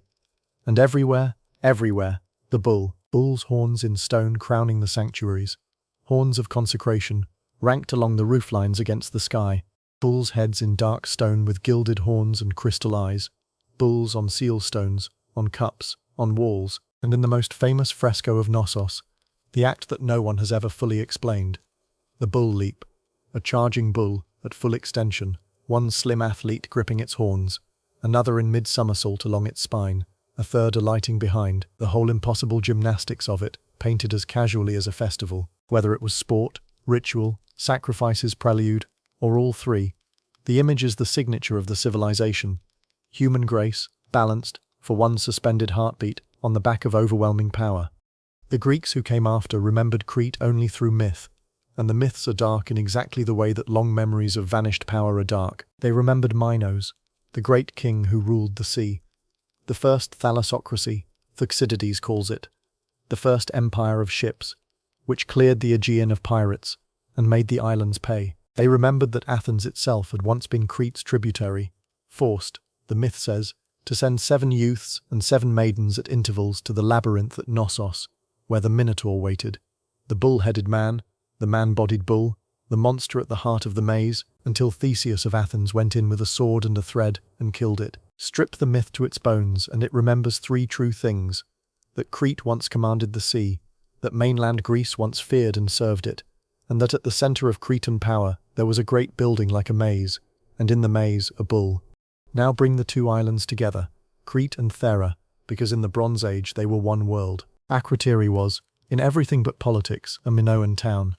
Its art, its dress, its script, its plumbing, its taste, all Cretan to the fingertips, a brilliant northern outpost or partner of the palace civilization, sitting, as it turned out, on the lid of a volcano. When the volcano went up, the Minoan world received the blow at point-blank range. Ash fell on eastern Crete, on the fields and the grazing. The tsunamis came ashore on the island's northern coast, the palace coast, the harbour coast. And though scholars still argue over their height and reach, the deposits they left have been read at site after site. Harbours wrecked, coastal towns battered, the fleet, the wooden wall of a sea empire, drawn up on the beaches it had ruled, splintered in an afternoon. And the sun, perhaps, dimmed for a season over fields already grey. The Minoans did not vanish that day. This must be said carefully, because the truth is slower and stranger than the legend wants. The palaces were repaired, life went on, the ledgers resumed, but something had broken. In the century or so that followed, the Minoan world declined, trade thinned, sites emptied, and then, around 1450 BC, catastrophe of a different kind. Nearly all the palaces and great houses of Crete were destroyed in fire, all except Knossos itself. And when the dust of that destruction settles, the people writing in the palace of Knossos are no longer writing Linear A, they are writing Linear B, and Linear B, deciphered in 1952 in one of the great intellectual feats of the 20th century, turned out to be Greek. Mainland Greeks, the Mycenaeans, the warlords of Agamemnon's world, the people who had once paid the tribute of the 7 youths and 7 maidens, were sitting in the throne room of Minos. The empire of the bull had passed, within a few generations of the eruption, to the very people its myths had held in fee. Whether the volcano caused the fall, or merely staggered a giant that rivals then pushed over, is still argued in the journals, but the shape of the story is not argued. A thalassocracy at its zenith, a single day of geological violence, a slow unravelling, and conquest by the mainland Greeks who would go on to remember their old masters as a myth of power, wealth, labyrinths and the sea. It was Spiridon Marinatos, the same man who would later dig Akrotiri out of the ash, who first joined these pieces in public, in a famous article in 1939, proposing that the Thera eruption had broken Minoan Crete, and others, before and after him, carried the idea one step further, to the doorstep of our story, that this, the fall of the Minoans, is the historical seed of Atlantis. The argument runs sweetly, and you may let it rock you like a boat at anchor. A great island power, rich and proud, ruling the sea, exacting tribute, mighty in ships, as Atlantis was, a religion of the bull. The bull hunted and sacrificed at the heart of the realm, as the 10 kings hunted the bull with staves and nooses in the temple of Poseidon. A round island with a great harbour, with hot and cold water in its houses, destroyed, sunk, its centre literally beneath the sea, in a day and a night of earthquake and flood. The memory carried to Egypt, where Theran ash fell and Minoan envoys had walked the murals, filed in temple records as the drowning of the island people of the Great Green, transmitted, garbled and grown, to a visiting Athenian lawgiver, and surfacing 2 centuries later in the Academy as an island beyond the Pillars, 9,000 years old. Even the numbers have been coaxed to fit. Take Plato's 9,000 years, the argument goes, and suppose that somewhere in the chain, in Egyptian lunar reckoning, in a copyist's slip, in Solon's translation, a factor of 10 crept in. 900 years before Solon is the 16th century BC, the century of the eruption, the wreck of the Minoan Sea. It is the best of all the theories, and you should know honestly, before sleep takes you, what it is worth. As an account of where Plato got his materials, it is plausible and unprovable, and most scholars of Plato hold a simpler view, that he needed no drowned Bronze Age memory at all, because every ingredient lay nearer to hand. The bull sacrifice and the oath are Greek ritual. The hubris drowned by the sea is Athens' own story. The geography is invention in the service of philosophy, placed beyond the pillars, precisely so it could never be checked. Thera may have lent the tale a glint here and a spring there, a caldera-shaped shadow at the back of the Greek memory of the sea. But Atlantis, as Plato wrote it, is not a chronicle of the Minoans. It is a parable wearing whatever the Aegean's attic could supply. And yet, And this is the gentle irony on which this part of the night closes. The hunt for the imaginary island led straight to the real one. Marinatos went looking under the ash with Plato somewhere in his sea bag, and what came up was not Atlantis, but Akrotiri, a true lost world, finer than the fable, with swallows and saffron gatherers on its walls. The legend, chased far enough, paid its debt to history. It usually does, if the chasers are diggers, and not dreamers only. And now the night turns, and the tone of the search changes, because everything we have weighed so far has been memory and inference, ash layers and arguments. But the Mediterranean holds harder evidence than that. The sea around Greece has genuinely swallowed cities. Not in myth, in fact. Not 9,000 years ago, but on dated nights, with named victims. And to understand why the ancient world found Plato's story believable, you must know that his first readers could believe it for the best of reasons. Within living memory, they had watched it happen. In the winter of 373 BC, when Plato was in his 50s, alive, working, a few years from writing the Timaeus, there was a city called Helike, on the southern shore of the Gulf of Corinth, in the region of Achaia. It was no village, an old and famous city, head of the Achaean League, with a sanctuary of Poseidon, Mark the god, renowned across Greece, Poseidon Helikonios, lord of the place. The ancient accounts say that in the days before the end there were signs, immense columns of flame in the sky, and the animals leaving, rats, snakes, weasels, the small honest creatures of the granaries and walls, streaming inland away from the coast, days before, as if they could hear what was coming through the ground. And then, on a winter night, the earthquake came. And after the earthquake, out of the darkness of the gulf, the wave, by morning Helike was gone. Not ruined, gone. The city and its people drowned together, the site itself carried down below sea level and covered by the water of the gulf.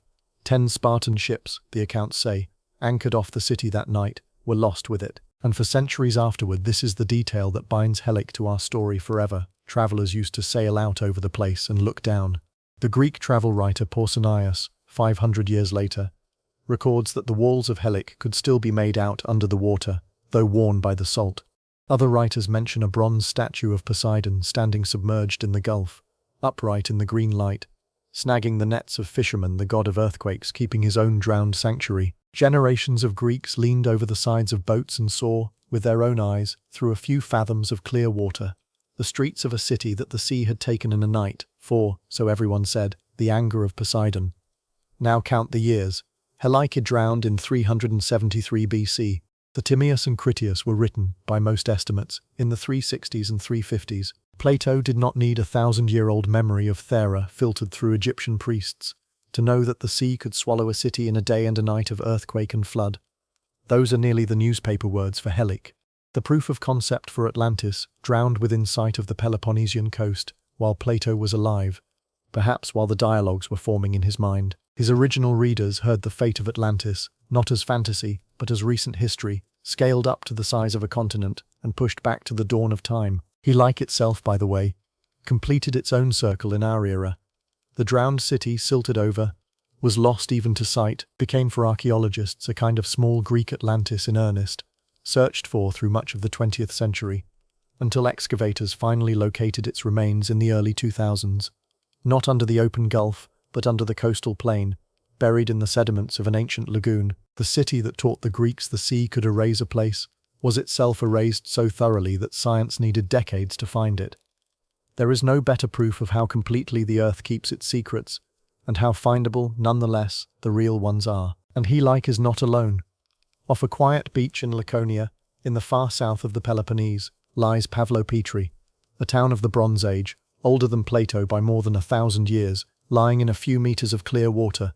Streets, courtyards, the foundations of houses, tombs, all laid out beneath the swimmers like a plan drawn on the seabed. It is among the oldest submerged townscapes known anywhere in the world, drowned not by a single dramatic night, but by the slower verdicts of subsidence and the rising sea.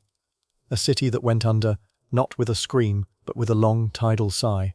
Divers map its lanes today with grids and photogrammetry. You can swim, this summer if you like, above the doorsteps of people who traded with the world of Knossos and Akrotiri, and along the coasts of the wider Mediterranean, the count goes on. Harbours of the pharaohs in the silt off Alexandria, where colossal statues and sphinxes have been craned dripping out of the bay. The sunken port city of Tonnis Heracleion, rediscovered in our own century in the mud of the Nile's mouth, with its temples and its 60-odd ships sleeping in the dark, an entire functioning city of Egypt, the very Egypt whose priests star in Plato's tale, lost beneath the water and found again with sonar lamps. None of these places is Atlantis. All of them are the reason Atlantis sounds true. The Mediterranean is a basin of restless shores on colliding plates. It has been quietly collecting cities for 5,000 years, and every one of them, brought up green and barnacled into the light, whispers the same modest correction to the legend. The sea does take cities a city at a time, a harbour at a time. What it does not take, what it has never once taken, is a continent. And why it cannot, why the very floor of the ocean forbids it, is the lamp at the end of the corridor, and we are nearly there. Before the science closes the great door, let us take one slow walk, a collector's walk, an after-dinner walk, through the gallery of the other candidates, because once Donnelly had convinced the world that Atlantis was a real address, the world set about supplying one, and over the last century and a half the lost island has been located, by somebody, with perfect confidence, on every continent and in every sea. The full list runs into the hundreds. We will visit only the most beautiful rooms, and you may drowse between the exhibits. The curator will keep his voice down. Begin in the west, in Spain, because the Spanish candidate is the most haunting of them all. Beyond the Pillars of Heracles, just where Plato pointed, on the Atlantic coast of Andalusia, near the mouth of the Guadalquivir, the ancient world knew of a kingdom called Tartessos. It was real, gloriously real. A land rich in silver and copper, trading with the Phoenicians of Gadara, ruled in legend by a king named Arganthonios, who was said to have reigned 80 years and lived 120, a kingdom that appears in Greek accounts as a place of almost fabulous wealth at the edge of the world. And then, around the 6th century before Christ, it fades from the record and is gone. Vanished kingdoms beyond the strait are catnip to Atlantis hunters, and Tartessos has drawn them for a century. Scholars in the early 20th century proposed the identification, and in our own era, surveys have probed the marshes of Doñana, the vast wetland at the Guadalquivir's mouth, one of the great bird-haunted wildernesses of Europe, looking for ringed structures under the mud, a search that even became a popular television documentary. Nothing conclusive has ever come up out of those marshes. Tartessos's heartland has since been illuminated by very real archaeology, inland and along the rivers, and it looks like what it was, a brilliant Iberian culture enriched by trade, not a drowned ring city. But say the name once more before moving on, Tartessos, because of all the candidates it best honours the original's geography, and because there is something fitting in the thought that even the legend's understudies are themselves legends, a kingdom so thoroughly lost that it can audition for the role of the most lost place of all. Move north now, and colder. In the early 20th century, a German pastor and amateur scholar argued for Heligoland and the drowned shoals of the North Sea, Atlantis as a Bronze Age northern sea kingdom, which shaded, in the hands of others, into the racial fantasies we have already mourned. Move east. The Black Sea, where in the 1990s marine geologists advanced a genuine and dramatic hypothesis that around 500–600 BC, the rising Mediterranean burst through the Bosporus and refilled a shrunken freshwater Black Sea, drowning vast inhabited shorelines, perhaps within years, and where popular writers immediately heard, in that real cataclysm, the seed of every flood myth from Noah to, inevitably, Atlantis. The geology of the Black Sea flood is still honestly debated. Gradual refilling or catastrophic burst, centuries or seasons, but its candidacy for Atlantis fails on the simplest of grounds. Plato's island is not a memory of any flood. It is a city, a state, a navy, an argument, and no Neolithic shoreline supplies those. Move south. The Sahara, where a great circular geological structure in Mauritania, the Richat, the so-called Eye of the Sahara, a bullseye of concentric rock rings 40 kilometers across, visible from orbit, has become the Internet Age's favorite Atlantis, its rings matched breathlessly to Poseidon's. The Eye is magnificent. It is also an eroded geological dome, hundreds of millions of years old, in a desert, with no city in it, no harbour, no artifacts of any drowned empire, and at an elevation the sea has not visited within the span of human existence. Move farther still. Antarctica, beloved of mid-century theorists of shifting crusts, where the lost civilization waits conveniently under 2 kilometers of ice. The Caribbean, where in the 1960s divers found off Bimini in the Bahamas, a long pavement-like formation of rectangular stones, the Bimini Road, hailed at once as an Atlantean causeway and identified by geologists, repeatedly, as natural beach rock, fractured into blocks by the most patient mason of all, the sea itself, Indonesia and the drowned shelves of Southeast Asia, Cuba, Ireland, the Azores, always the Azores, the 9 green volcanic islands that Donnelly crowned as the mountain tops of the drowned land, standing in the mid-Atlantic like a promise. Do you notice half asleep as you are the pattern in the gallery? Every candidate is one of two things. Either it is a real lost place Tartessos, Thera, the Black Sea shore onto which the legend has been laid like a stencil, matching 3 details and ignoring 30, or it is a striking natural form, the eye, the road, the islands in which human longing has seen architecture, the way it sees faces in clouds and a man in the moon. The hunt for Atlantis is, in the end, a map of that longing. Mark every proposed site on a globe, and you have not located a city. You have charted a feeling, the feeling that the past is keeping something from us, pricked out in pins across every ocean of the world. And it is exactly here, with the pins covering the globe, that science at last walks into the room, takes off its coat, and asks the question no one in the gallery had thought to ask. Never mind where the continent sank. Ask instead, can a continent sink at all? Here is the part of the story I promised you hours ago, when Donnelly's drowned spine first rose from the soundings. The discovery that did not merely fail to find Atlantis, but closed the question with a beauty the legend itself could envy. It is the story of how human beings learned what the bottom of the ocean is. And it is, by any honest measure, one of the greatest detective stories in the history of science. Let it be told now, slowly, in the dark, as the night's last great turning. For almost all of human history, the deep-sea floor was the least known surface in the universe, less known than the face of the moon, which at least could be seen. Then, in the middle of the 20th century, the instruments arrived, echo sounders pinging the depths from moving ships, magnetometers towed astern, coring drills, seismographs listening worldwide. Through the 1950s, researchers, among them Marie Tharp, who drew the great map, plotting profile after profile by hand in an office she was not, as a woman, permitted to leave for the ships, assembled for the first time the true portrait of the Atlantic floor, and down the middle of the ocean, from the latitudes of Greenland toward the far south, ran Donnelly's Ridge. But it was not a drowned mountain range of any ordinary kind. It was a seam. Along its entire crest ran a rift valley, a continuous crack, and the crack was alive. Earthquakes swarmed along it, fresh lava paved it, heat poured from it. The mid-Atlantic ridge was not the corpse of a continent. It was a wound that would not close, and out of it, the Earth was making new floor. Through the 1960s, the pieces locked together into the theory now called plate tectonics, and its verdict on our story is precise. The skin of the Earth is broken into great plates, and the Atlantic Ocean is a seam between them that has been widening for nearly 200 million years.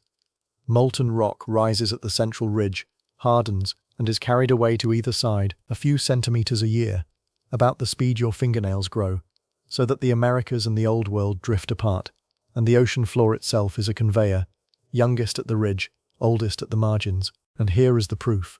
The elegant clinching proof. Written by the planet itself. The Earth's magnetic field reverses, at long irregular intervals, and cooling lava records the field's direction at the moment it hardens. So the spreading floor carries away from the ridge a sequence of magnetic stripes, normal and reversed, mirror-imaged on the two sides like the grain in a split log. Tow a magnetometer across the Atlantic, and the stripes read out like tree rings.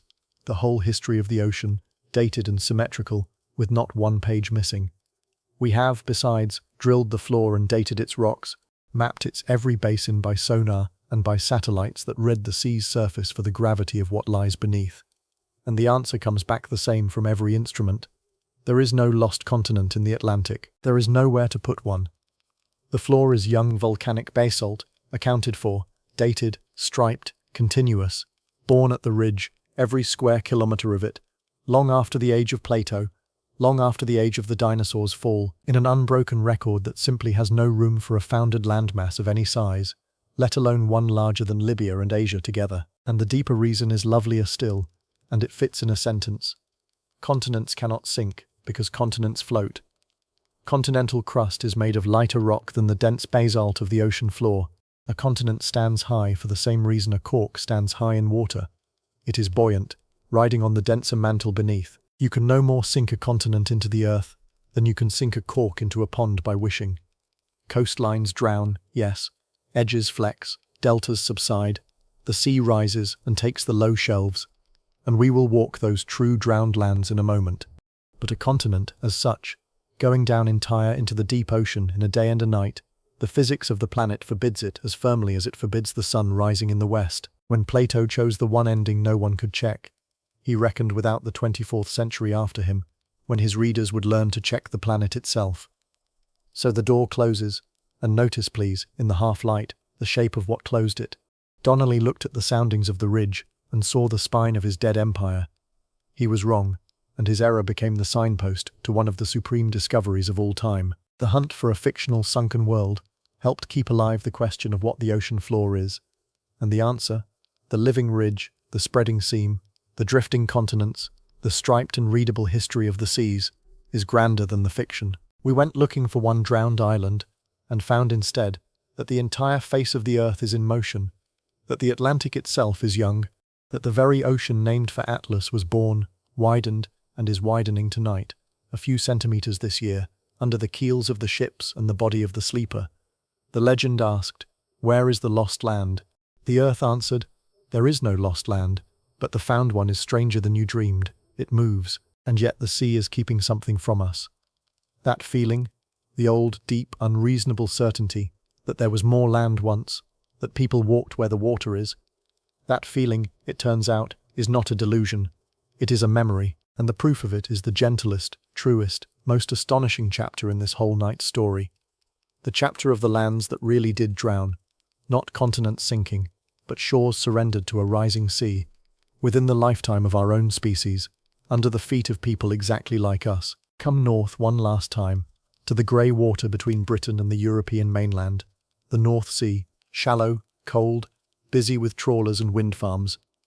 20,000 years ago, at the coldest depth of the last ice age, that sea did not exist. So much of the world's water was locked up in ice sheets, kilometers thick over Scandinavia and Canada, that the global ocean stood some 120 meters lower than tonight, and the floor of the North Sea was dry land, a vast low country of rivers and lakes, marshes and wooded hills, joining Britain to Denmark and the Netherlands in one unbroken plain. Archaeologists call it Doggerland, after the Doggerbank, the shoal that was once its high ground, and Doggerland was not an empty land bridge, a mere corridor. It was, for the hunter-gatherers of Mesolithic Europe, the heartland, by every indication some of the richest hunting and fishing territory on the continent, estuaries thronged with fish and fowl, herds of deer and aurochs and elk, wetlands stitched with the camps of people who knew every channel and season of it, generation upon generation for thousands of years. We know they were there because the sea keeps handing them back. For more than a century, trawlers dredging the North Sea floor have brought up in their nets, along with the fish, the furniture of the drowned country, peat from its marshes, bones and antlers of its animals, mammoth and elk and aurochs, and the work of its people, barbed antler points for fishing spears, worked flints, harpoons, even, once, hauled from the seabed off the Dutch coast, a fragment of human skull, and from another spot a barbed point carved from human bone. Every such net haul is a message from a real lost world. Not orichalcum and ivory ceilings, but the true treasure of the deep, a spear point some hunter bound and threw at the edge of a marsh that is now 30 fathoms of cold green water. And then the world warmed, and the ice gave the water back. Understand the scale of it, because it is the largest single transformation human eyes have ever witnessed. Between roughly 20,000 and 7,000 years ago, the sea rose those 120 meters, not as a wall, but as a tide that did not turn, fast enough at its peaks that a long human lifetime could see the marshes of childhood become open water. Coastlines everywhere on Earth retreated by kilometers, by tens of kilometers. The area lost worldwide was continental in some. Out in front of every modern shore lies a drowned country of the Ice Age, off India and China, off the Gulf, off the Americas, the shelves of Southeast Asia where a land the size of a subcontinent, Sunderland, went under the warming sea. Doggerland died by degrees. A plain, then a wetland archipelago, then scattered islands, its people falling back season by season, abandoning the hunting grounds of their great-grandmothers, until, around 8,200 years ago, the sea took even the last high ground, and the end, when it came, may have come in a single terrible morning, off the coast of Norway, Around that very time, an immense section of the continental shelf collapsed. The Storiga Slide, one of the largest submarine landslides known on Earth, and sent a tsunami across the North Sea world. Waves that have left their sand layer high up the coasts of Scotland and Norway. If any people still clung to the last low islands of Doggerland on that day, the wave found them. A real drowned land, a real final flood, real survivors, on the new-made coasts of Britain and Europe, who carried in their families the knowledge that the world's edge had moved, that where the water now stood, the old people had homes. Now asked the question the whole night has been waiting to ask. Those survivors had grandchildren, and the grandchildren had grandchildren. Memory in oral cultures is longer than we once believed. On other continents there are traditions, among Aboriginal Australian peoples, that describe coastlines as they were when the seas were lower. Knowledge apparently carried across thousands of years. Is it possible? Gently now, no certainty claimed at this hour, that the floods which crowd the dawn of every literature, Mesopotamia's deluge, and Noah's, Deucalion's and 100 others, are in some part the long echo of that rising sea. The one experience common to every coastal people on the planet, at the threshold of remembered time. The water came, and it did not go back? Scholars differ, and honest ones say we cannot know, but this much is sure, and it is enough to fall asleep on. The feeling at the root of Atlantis, the sea took something from us, is not a lie the mind tells itself. It is the oldest true story our species owns. Plato's island is fiction. The longing it floats on is history. There really are lost lands. They are simply not empires of oraclecum. They are marshes where someone's mother gathered reeds, hills where someone's father hunted. All of it down there still, in the cold and the dark, under the keels of the ferries, the real Atlantis, which belonged not to kings, but to everyone. There remains one more Atlantis to visit, and it is the largest of them all. The one that was never under any water, because it is housed entirely in the human imagination. And there, far from sinking, it has spent the last century and a half conquering the world more completely than Plato's 10 kings ever dreamed. Indulge the curator one final gallery, with the lights low. It begins, properly, with Jules Verne, in 1870, 20,000 Leagues Under the Sea. In the scene every later vision descends from. Captain Nemo leading Professor Aronnax across the night seabed to a drowned skyline and answering the unspoken question by writing one word with a piece of chalky stone, Atlantis, while a submarine volcano lights the ruins like a torch held by the earth itself. From that image flows the whole modern iconography, the broken columns in the green light, the fish drifting through the temple doors. After Verne, the flood, in the exact sense, Atlantis becomes a standing set of the adventure story, the comic book, the cinema. It is the homeland of Namor the Submariner in the comics of the 1930s and of Aquaman ever since, a drowned kingdom with a throne in it, ruled from beneath the waves. It is the goal of animated quests and the backdrop of films and video games beyond counting. It lends its name to a space shuttle. There has been an Atlantis in orbit, which would have puzzled Plato profoundly, to hotels with aquarium walls in the Bahamas and Dubai, to streets and spas and submarines. The drowned empire has been, for a century, one of the most commercially successful pieces of real estate on Earth, and it pays its rent entirely in wonder. And alongside the bright pop culture Atlantis, there has always run the shadow gallery, the occult Atlantis, which we glimpsed earlier and should now name honestly and leave behind. From the 1880s onward, esoteric writers, Madame Blavatsky and her theosophical heirs, channelers and seers down to the American psychic Edgar Cayce, who in trance described Atlantean crystals and prophesied the land would rise again, built out of Plato's parable entire invented prehistories, psychic empires, vanished super races, secret wisdom surviving in hidden masters. As literature it is florid Victorian fantasy, as belief it proved corrosive, feeding the cult of lost master races that darker politics would later feast on, and feeding too the durable modern habit of crediting any impressive ancient achievement pyramids above all to Atlanteans or to their interchangeable successors from the stars. So let the night say it once, kindly and without anger, the way you would say it to a bright friend who has watched too many videos. The pyramids were built by Egyptians. The cities of the Maya were built by the Maya.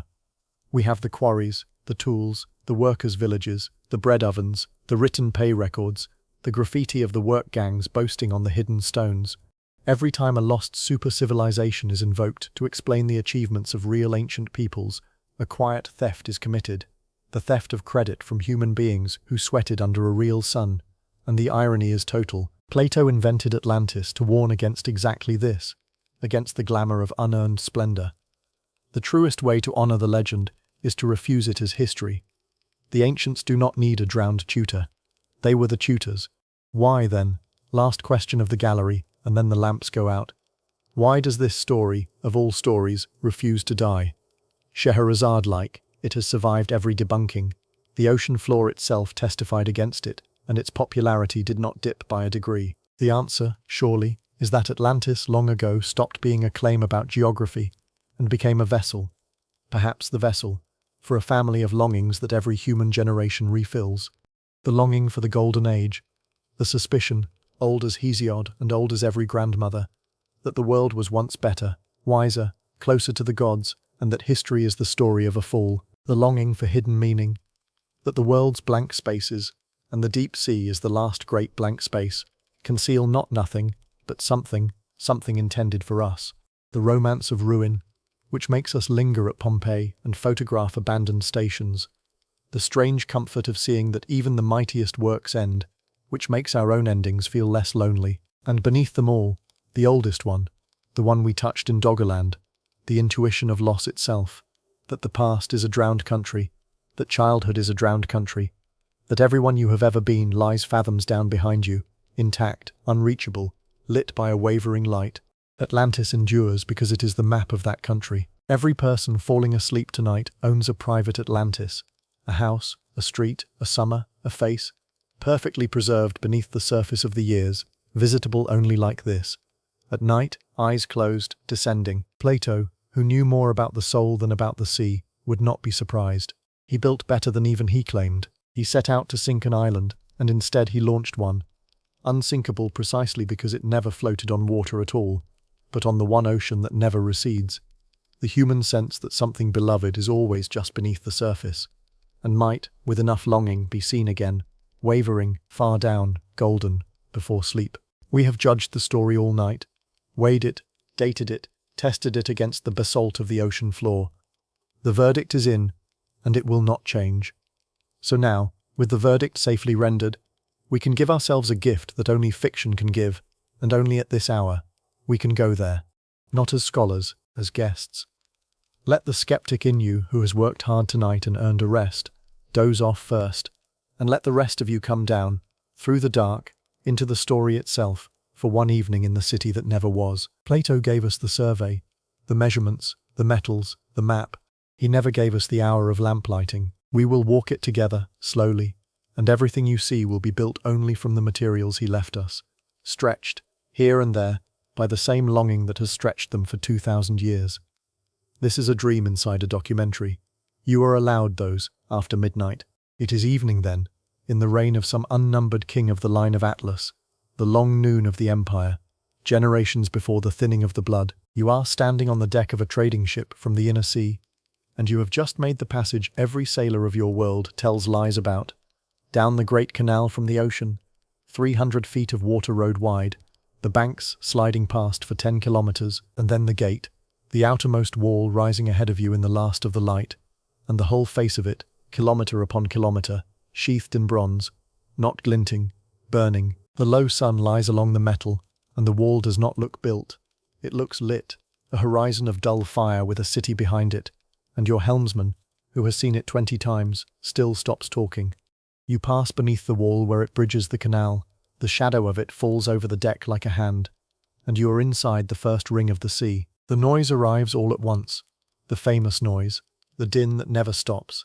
1,000 hulls rubbing their fenders, stevedores chanting in 11 languages, the cry of pilots, the gulls, somewhere a temple horn, somewhere a fight, somewhere a song. The harbour ring curves away on either side of you, a circular sea 1/2 kilometre wide and miles around, crowded gunwale to gunwale, grain ships from the Great Plain, ochre-sailed coasters from the subject islands, a royal trireme sliding past with its banks of oars all feathered, ivory at her prow. The water itself is the marketplace.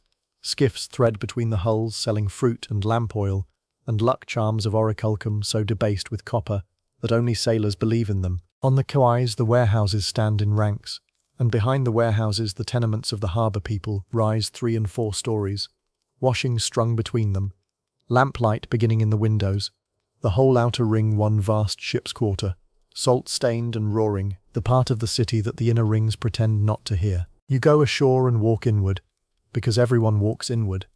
The city is a current, and its centre is the drain. The causeway road is 100 feet wide, and still it is full. Drovers with white oxen for the temple, a wedding party with flutes, a chain gang of tribute-bearers from some eastern conquest carrying ingots on yokes. You look at them a moment too long, and a guard in a tin-bright helmet looks at you, and you move on. The story has shadows even at noon of its golden age, and the evening knows them. At the wall of the second ring the bronze gives way to tin, and the light changes. The bronze burned, but the tin glows, white, silver, lunar, so that crossing the second bridge is like walking out of a sunset into a moonrise. This is the ring of the garrison and the games. Barracks in long lines, the hippodrome stretching its full circuit round the ring like a belt, and as you pass you hear, from inside, hooves, a night practice, chariots taking the long curve in the dusk, the driver's voices small under the rising stars, and then the last bridge, and the last wall, and you stop, because everyone stops. Orichalcum. You have heard the word your whole life, in songs, in oaths, in the boasts of men who claim to have seen it.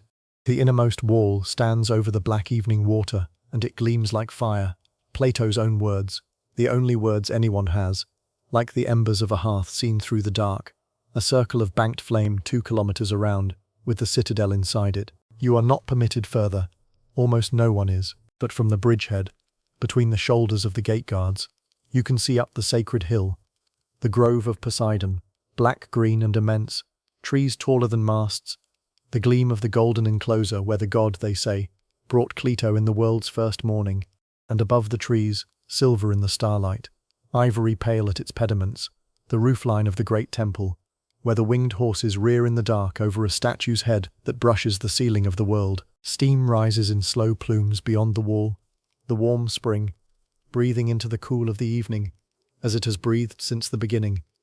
Somewhere in there, on a pillar the colour of fire, the law is written. Somewhere in there, every 5th and 6th year, 10 kings in sea-dark robes sit down in ashes, in the dark, to judge each other. Tonight the precinct is silent. The empire is at peace. The law still holds. You find a cook shop on the harbour ring, because dreams should end with supper, grilled fish and barley bread, figs from the great plain, wine cut with the cold spring water that is piped, ring by ring, even to the quarters of strangers. The man beside you at the bench is a barge master from the plain. He has spent his life on the grid of canals, hauling timber down from the mountains, and he talks about the country the way barge masters talk. Distances, depths, tolls, 60,000 lots, he says, and a waterway touching every one. You could float a cargo from the snow line to the king's own quay and never once put a wheel under it. He has never seen the ocean beyond the gate and does not want to. The city is the world. The rings go out from the temple like the rings from a dropped stone. The bronze, the tin, the fire metal, the law in the middle of everything. And beyond them the plain, and beyond the plain the mountains, and beyond the mountains nothing a sensible man needs. He wipes the bowl with his bread. The lamps of the harbour are doubling themselves in the black water. Far off, on the citadel, a single light is climbing the temple stair. A priest, going up to tend the fire of the god of the sea, who is also, but the barge master does not say this. No one in the city ever says this. The god of earthquakes. Leave them there. Leave the whole city there.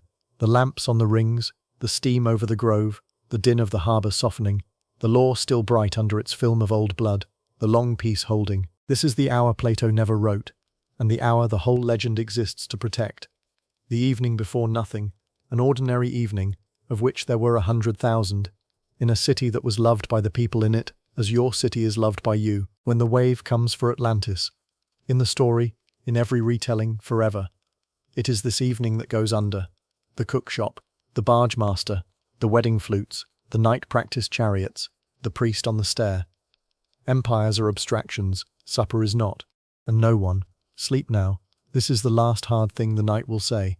No one in the city of the rings, on that last ordinary evening, believed for a single moment that the sea did not love them. Plato's island is one drowned world among many. For if you stand back, far back, And look at the storytelling of the entire human species.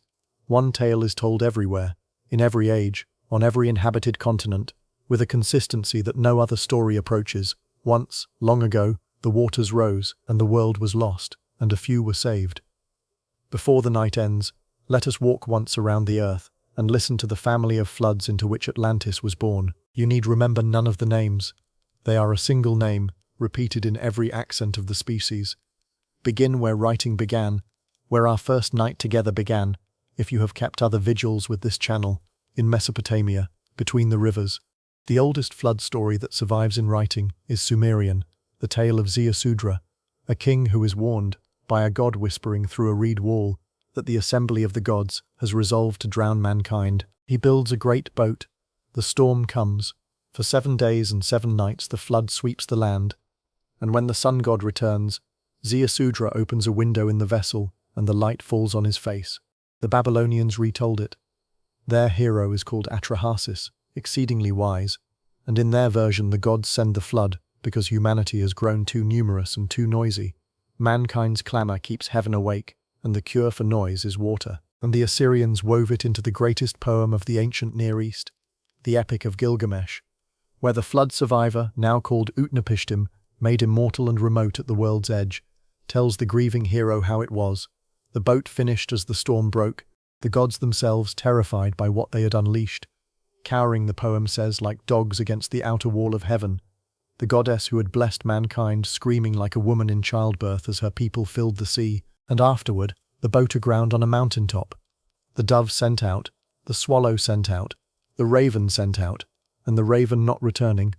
Land, somewhere, under the receding water. When that tablet was first deciphered in the British Museum in 1872, and the translator read the dove and the raven in cuneiform centuries older than the Bible, he reportedly leapt up and began to undress in scholarly ecstasy, one of the great moments in the history of reading, because everyone in the room knew exactly what they were hearing. The flood of Noah, told 1,000 years before Genesis was written, on clay, for the Hebrew scriptures carry the same waters. Noah, the ark, the animals 2 by 2, the rain 40 days, the dove and the olive leaf, the rainbow set in the cloud as a treaty between heaven and whatever survives. The Greeks had Deucalion, son of Prometheus, warned by his father, riding out Zeus's deluge in a chest with his wife Pyrrha, landing on Parnassus, repeopling the empty world by throwing stones over their shoulders, the stones softening into men and women, humanity reborn from the bones of the earth. Which is why, the Greeks said, people are hard. India tells of Manu, the first man, who spares a tiny fish that grows enormous and divine, and warns him of the coming dissolution. The fish tows Manu's ship through the world flood by a cable, a god harnessed to the survival of mankind. China remembers its flood differently, and the difference is beautiful. In the Chinese tradition, the Great Flood is not divine punishment to be survived, but a catastrophe to be governed. The hero Yu the Great spends 13 years not in an ark but in the mud, dredging and channeling, organizing the waters back into their courses, passing the door of his own house 3 times without entering, and his reward for mastering the flood is the founding of the first dynasty. And across the ocean, in the Americas, beyond all possible borrowing from Babylon, the waters rise again. The Maya Popol Vuh tells of a failed wooden race of men destroyed by a resinous flood. The peoples of the Andes told of waters that rose over the mountains. From the Pacific Northwest to the Amazon, the flood, the warning, the high ground, the few survivors, the world begun again. Now, why? Lying in the dark with the whole dripping family assembled, what do we honestly make of it? The dreamer's answer you already know. One flood, one memory. Donnelly's answer, Atlantis, or the ark at the root of all of it. The honest answer is humbler and, if you sit with it, more moving. Floods are the catastrophe nearly every people knows, because water is where people live.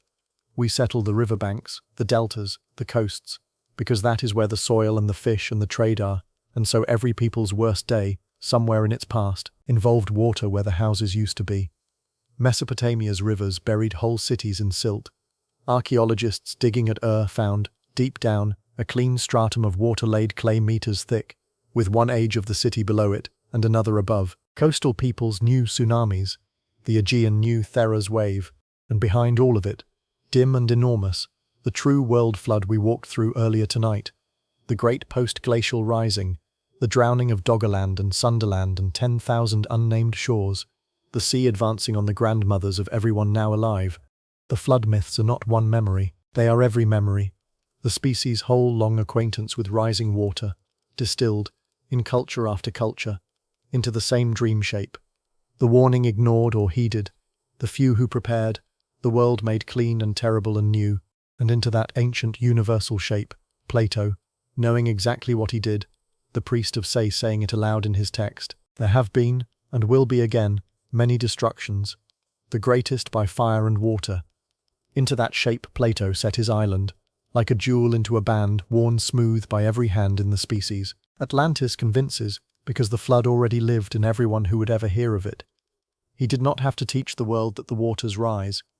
The world has never once needed teaching. There is one more reason the hunt for Atlantis never quite ends, and it deserves its own hour of the night, because it is the most respectable reason of all.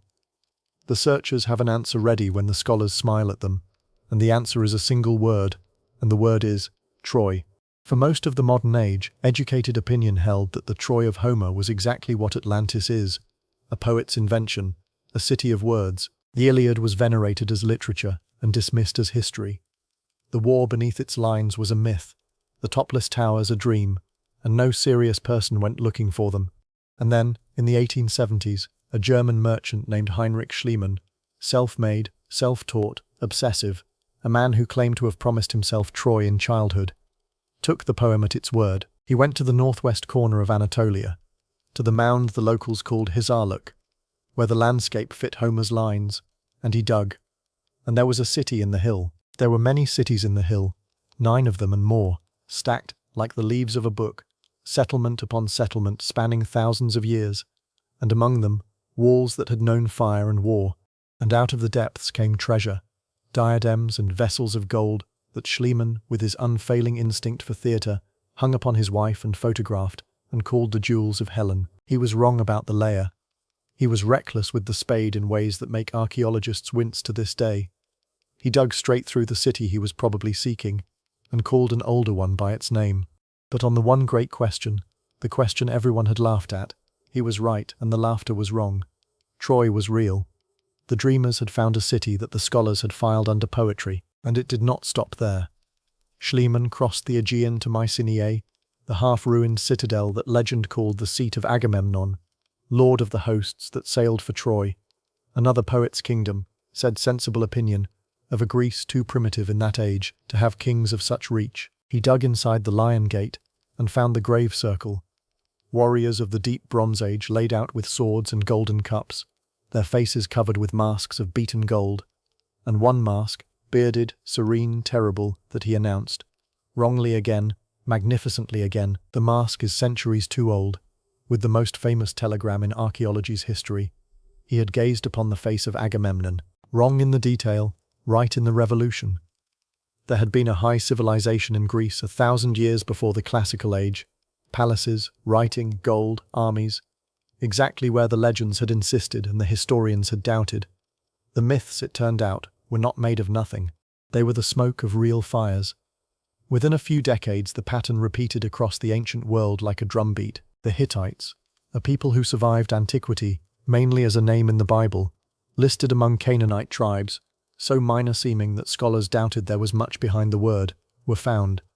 An entire forgotten empire, a superpower of the Bronze Age, its capital in the highlands of Anatolia, its royal archives baked in clay, its kings corresponding as equals with the pharaohs, and the rediscovery happened, as those who keep vigils with this channel know, in the hills of the country from which tonight's story is being told to you. Nineveh, the dread city of the Assyrians, known for centuries only through the curses of the prophets, came up out of its mounds with palace walls of carved alabaster and a library of 30,000 tablets, and in that library, the flood of Utnapishtim, the very tale we read an hour ago. Ur of the Chaldees, Abraham's half-legendary city, yielded its royal tombs and its ziggurat. The labyrinth of Minos, as we have seen, came up at Knossos. Pompeii, the city Pliny watched die, was walked into again through the hardened ash. Even within our own lifetimes the pattern has held. Cities under the waves at Thonis Heracleion, lost ports, lost scripts, lost peoples, found and found and found. Understand then, the deep grammar of the Atlantis hunt, because this is its honest heart. For a century and a half, the spade has kept ruling in favor of the legends. Time after time, the story dismissed as poetry turned out to be a map. The skeptics, time after time, were the ones left explaining themselves. Every Atlantis seeker who ever chartered a boat has carried Troy in one pocket and the Hittites in the other, and who can entirely blame them? If Homer pointed true, why not Plato? It is a fair question, and the knight will answer it fairly, because the answer is the whole discipline of history in a sentence. The legends that came true were memories that had grown, real places and real wars, handed down the generations, gathering gods and exaggerations like moss, but with a stone underneath. They left witnesses, a mound, a name on the land, ash in a layer, 100 independent threads for the spade to catch. Atlantis is the other kind of story. Not a memory that grew, but a meaning that was built. It begins not in 1,000 campfire retellings, but in one philosopher's study, with its purpose stamped on it, and its evidence placed, by design, forever out of reach. Troy was found because Troy was lost. Atlantis cannot be found because Atlantis was never lost. It has been exactly where Plato left it, on the page, in plain sight, for 24 centuries. The spade vindicates memories. It cannot vindicate parables. But, and here is the blessing to fall towards sleep on, the digging was never wasted. Every expedition that sailed for the fable and found a fact. Marinatos under the ash, the sounding ships over the ridge, the divers over Pavlopetri's streets. The dream did what dreams are for. It got people out of bed. Atlantis has been the false dawn by whose light 100 true cities were found. There are worse things for a story to be, and so we come to the deep itself. We have spent the night asking what is not at the bottom of the ocean. It seems only courteous, before we sleep, to ask the sea the opposite question, because the true answer is stranger, darker, and more wonderful than the legend, and it is the perfect landscape for the edge of dreams. Come down then, one last descent, and this time nothing is invented. The average depth of the ocean is about 3,700 meters. The light gives up long before that.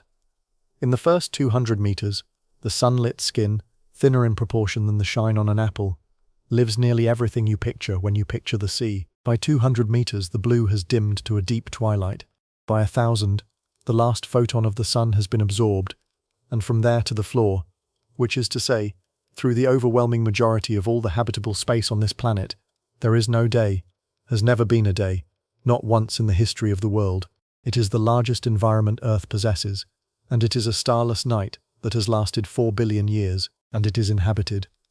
That is the first wonder. The dark is not empty, it is lit, by its own citizens. Most creatures of the deep make light. Lanterns of cold blue-green chemistry, lures dangling before patient jaws, constellations of dots along the flanks of fish like portholes on nightliners, sudden galaxies of sparks where something fled or something fed. Sail a camera down through it, and the abyss is not blackness. It is a slow snowfall, marine snow, the endless drift of organic dust from the lit world above, falling for weeks through the dark, through which lights move, signal, vanish. The drowned realm of the old dreams was paved with gold and lit by orichalcum. The real one is lit by its own animals, and no one had imagined that at all. The floor, when you reach it, is mostly a desert of soft ooze, the accumulated falling of millions of years, but it is interrupted by landscapes beyond any legend's invention. Mountain ranges, as we learnt tonight, longer than continents. The mid-ocean ridge system, the planet's largest single feature, winding through every ocean like the seam on a ball. Trenches where the old floor turns under and goes home to the mantle. The deepest, in the western Pacific, descending nearly 11 kilometers, a place where Everest could be sunk and drowned with 2 kilometers of water to spare. Human beings have reached that bottom, in steel spheres, fewer times than they have stood on the moon. And along the volcanic seams, the discovery that genuinely rearranged our sense of life itself.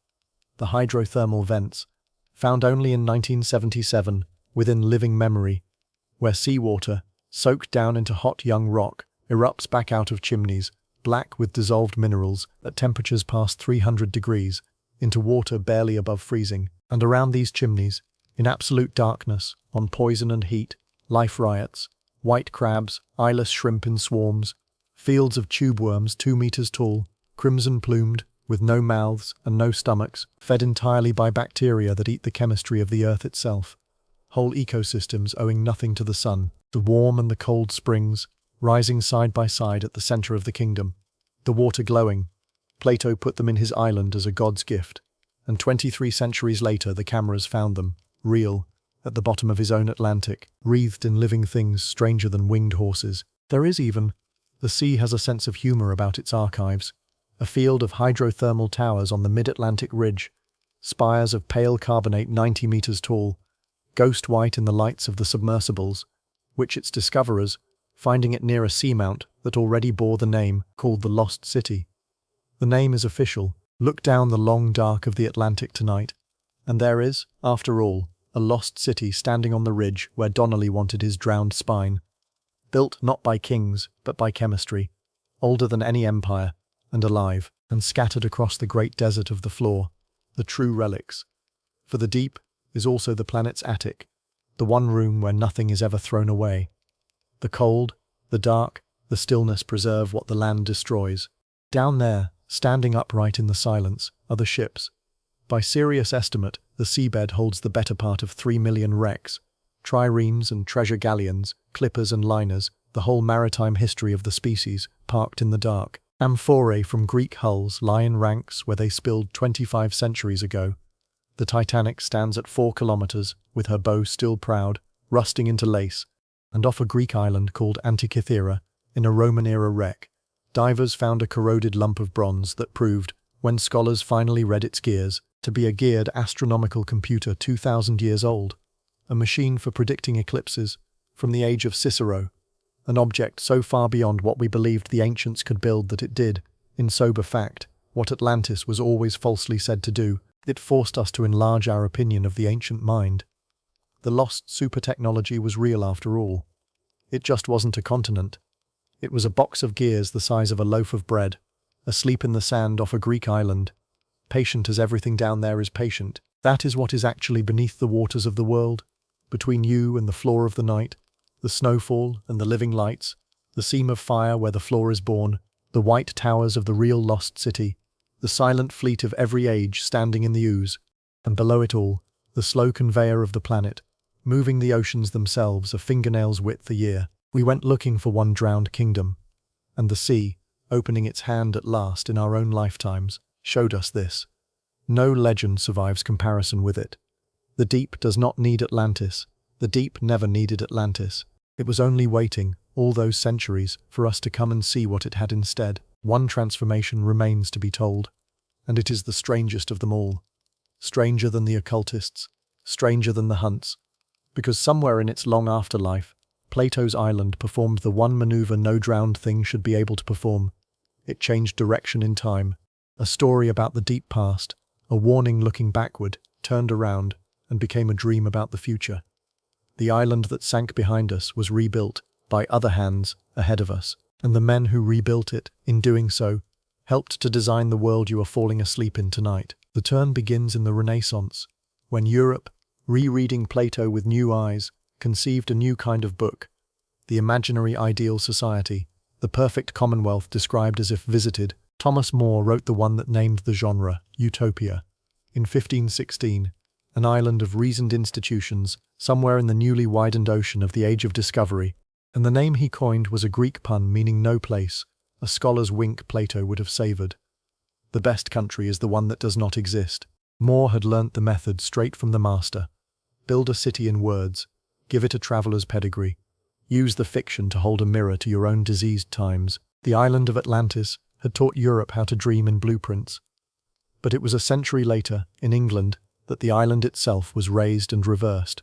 Francis Bacon, lawyer, Lord Chancellor, philosopher of the new sciences, a man convinced that human knowledge had been becalmed for 2,000 years and that a method could fill its sails, left at his death an unfinished fable, published in 1627 as New Atlantis. In it, a ship's crew, lost in the Pacific, comes upon an unknown island called Bensalem, whose people, wise and humane, have preserved themselves apart from the world's corruption, and the wonder of the island is a single institution. It is called Salomon's House, a college of researchers, endowed and organized, whose purpose the fable states in a sentence that still raises the hair on the arms of anyone who works in a laboratory: the knowledge of causes and secret motions of things, and the enlarging of the bounds of human empire to the effecting of all things possible. The fathers of Salomon's house command observatories and deep caves for experiments.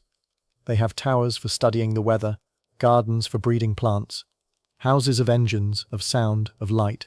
They dispatch agents secretly into all the nations of the earth, not for gold, but to bring back knowledge, and they deliberate, soberly, about which of their inventions to publish and which to withhold from the state itself. It is, point for point, the dream of the modern research institution, written when no such thing existed anywhere on earth, and within a generation of Bacon's death, men who had read him founded, in London, the Royal Society, the first great scientific academy of the modern world, the ancestor of every laboratory, every university research program, every space agency and institute on this planet, and they named Bacon, explicitly, as their prophet, and his island fable as a sketch of what they meant to build. Follow the genealogy, and it is unbroken and astonishing.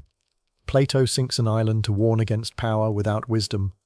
Bacon raises it again as a temple of wisdom seeking power over nature. The Royal Society builds the temple in brick, and 3.5 centuries of laboratories later, the civilization humming quietly around your sleeping house tonight, the lit screen, the satellites, the medicines, the machines listening for your voice, is, in a lineage its builders themselves proclaimed, a colony of New Atlantis. You live in the second island. It floated, and notice for this is the turn that makes the old story modern. Notice what Bacon kept and what he changed. He kept the island, the wisdom, the wealth, the marvels. He removed the drowning. New Atlantis has no fall. The fable breaks off unfinished, like its ancestor, the second great unfinished sentence in the island's history, with the catalogue of wonders still being read aloud and no Zeus anywhere gathering the gods. It is Atlantis, with the judgment deleted, power and splendor, this time, forever. And ever since, the two islands have contended for the world's imagination. Plato's, which says that no splendor outlasts the corruption of those who hold it, and Bacon's, which whispers that knowledge, rightly organized, might be the one empire the sea cannot reach. Every gleaming city of the future in every film you have ever seen is Bacon's island.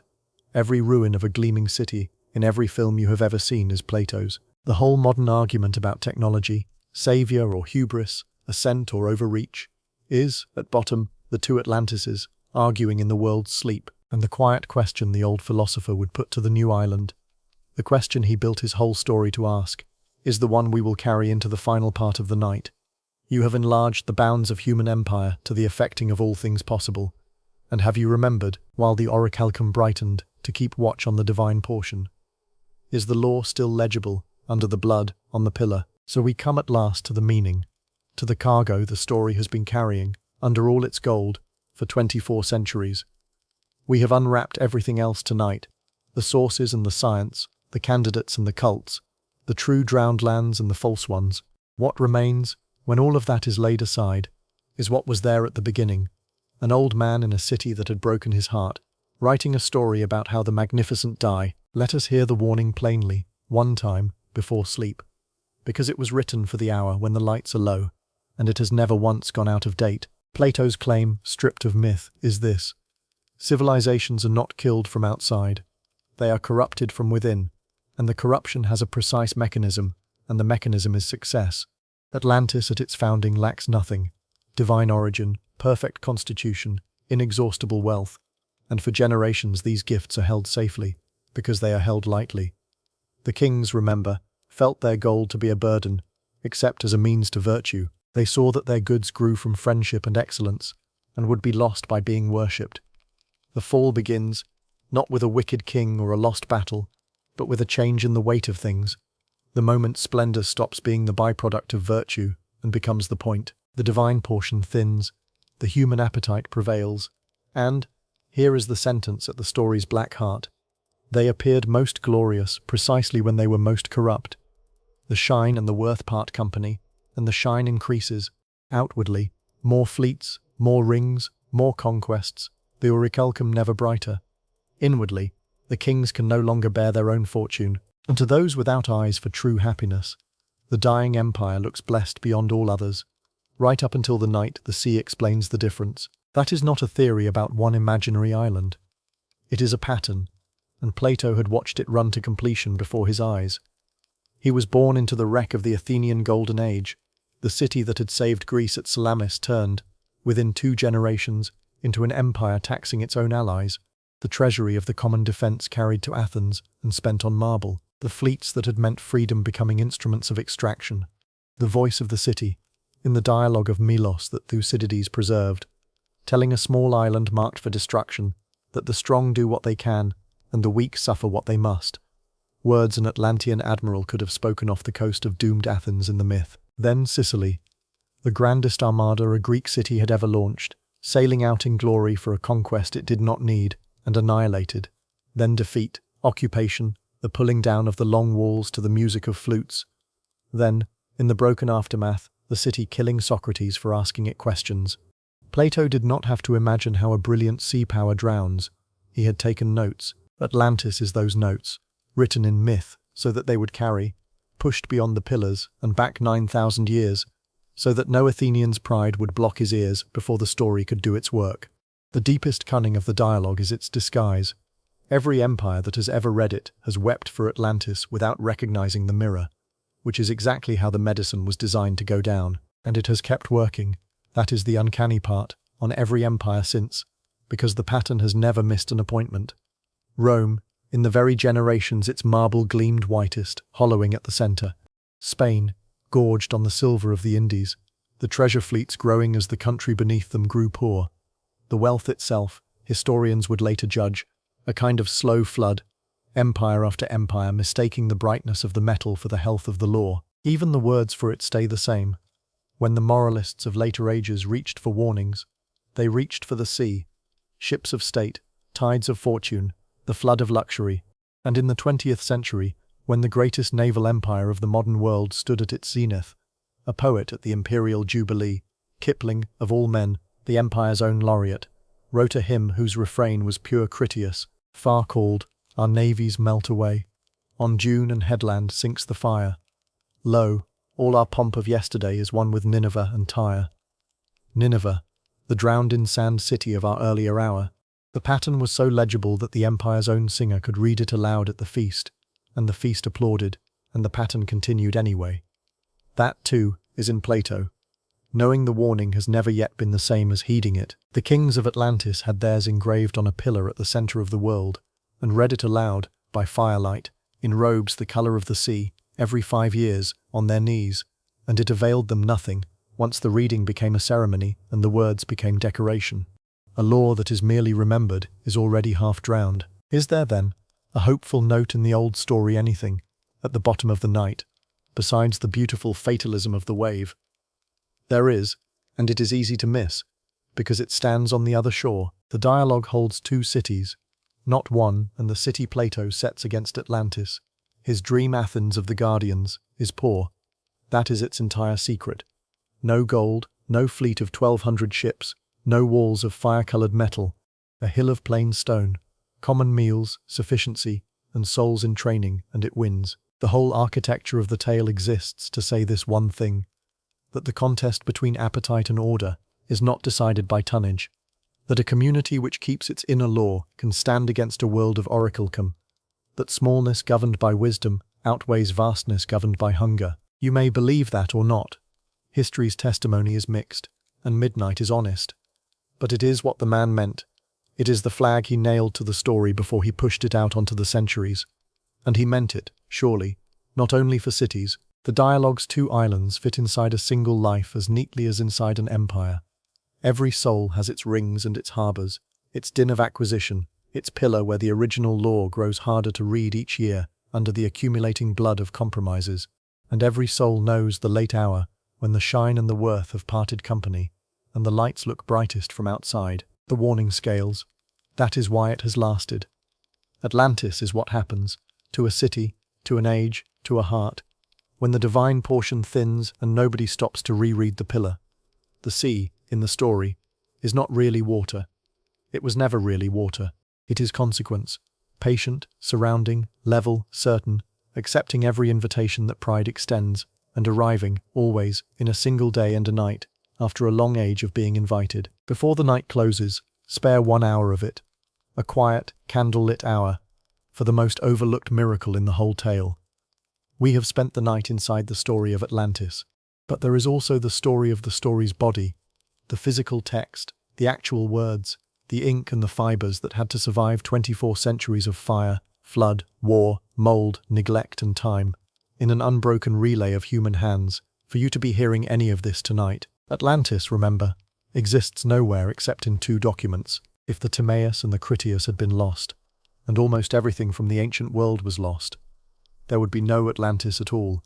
No legend, no hunts, no name on the ocean. The island has always been exactly as fragile as paper. Its survival is a story of its own, and it is full of heroes who never knew they were in one. Begin with the odds, because the odds are the marvel. Of all the books written in Greek and Latin antiquity, only a small fraction survives. For most ancient authors we possess nothing but a name and a handful of quoted lines. Whole libraries, whole genres, whole lifetimes of work exist today as a single sentence cited by someone else.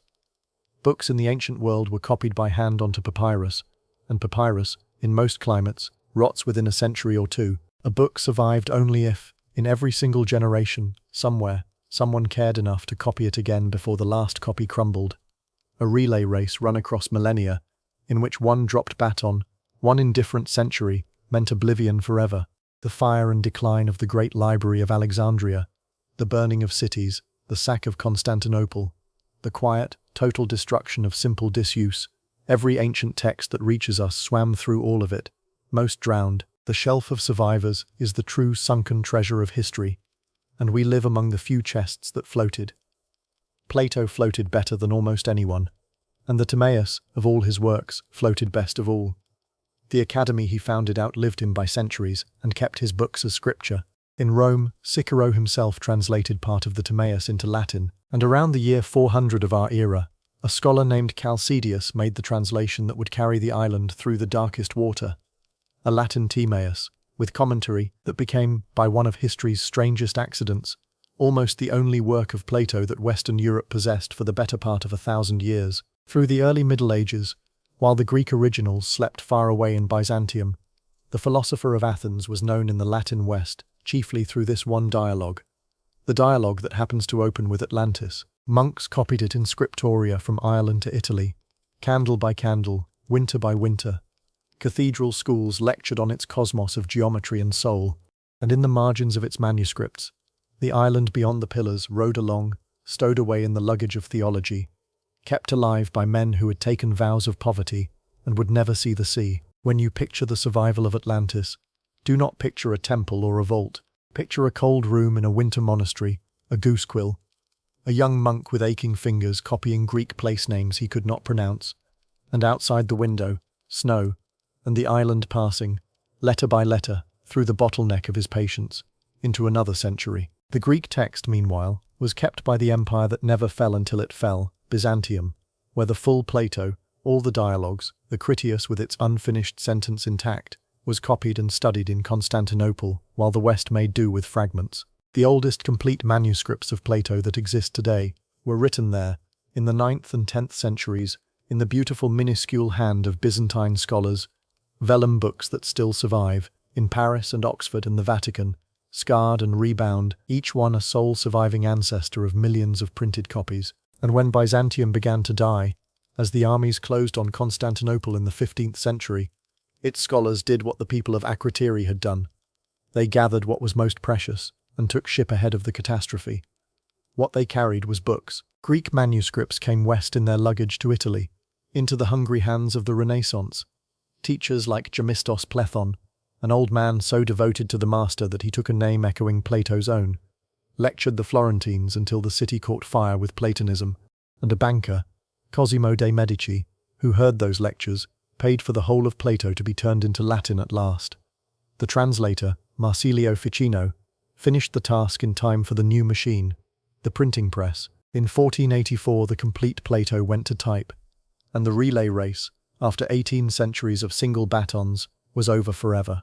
The island that one wave could have erased, one fire, one lazy generation, one leaking roof over the last manuscript, was suddenly in 1,000 copies, then 1,000,000, unsinkable at last, in the only sense that anything ever is. So when the story woke, a few years later, at the sight of the New World, when sailors and scholars began to lay Plato's pages over the new maps, the pages were there to be laid, fresh from the press, because of the longest and least celebrated chain of custody in the world, Academy to Alexandria, Cicero to Chalcidius, monk to monk, Byzantine copyist to refugee scholar to Florentine banker to printer. Not one of them was searching for Atlantis.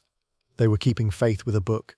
And that, let it be the last quiet lesson of the night, the librarian's lesson, is the only way anything survives the sea of time, not by gold, not by walls of orichalcum, but by the unbroken relay of people who copy, keep, teach, and pass on. Civilizations are not preserved in their monuments. The monuments sink, every one. They are preserved in their texts, and texts are preserved by hands. Sumer survives because scribes pressed reeds into clay, and the clay was patient. The island of Atlantis, the most famous lost place on Earth, was never once lost, because for 24 centuries, in every single generation without exception, someone, somewhere, was holding the page. Tonight, for a few hours, it was you. There is a last turn in the road, and the night would not be honest if it walked past in silence. We have followed the rising sea backward through time, to Helike, to Thera, to Doggerland, to the great melting at the end of the ice. But the story of the water and the shore is not a story with an ending, because the sea has begun, in our own lifetimes, to rise again. Gently now, this is not the hour for alarms, and this channel keeps the night calm, but it is the hour for truth told quietly, and the truth makes the old story new. The measurements are not in dispute. They are among the most carefully kept numbers on Earth. Tide gauges in the world's harbours, some with records reaching back 2 centuries, and satellites that have ridden above the ocean since the early 1990s, measuring the height of the water with radar, agree. The global sea is rising, and the rise is quickening. Through the 20th century it came on at well under 2 millimeters a year. In the satellite era it has run faster, and in recent years faster still.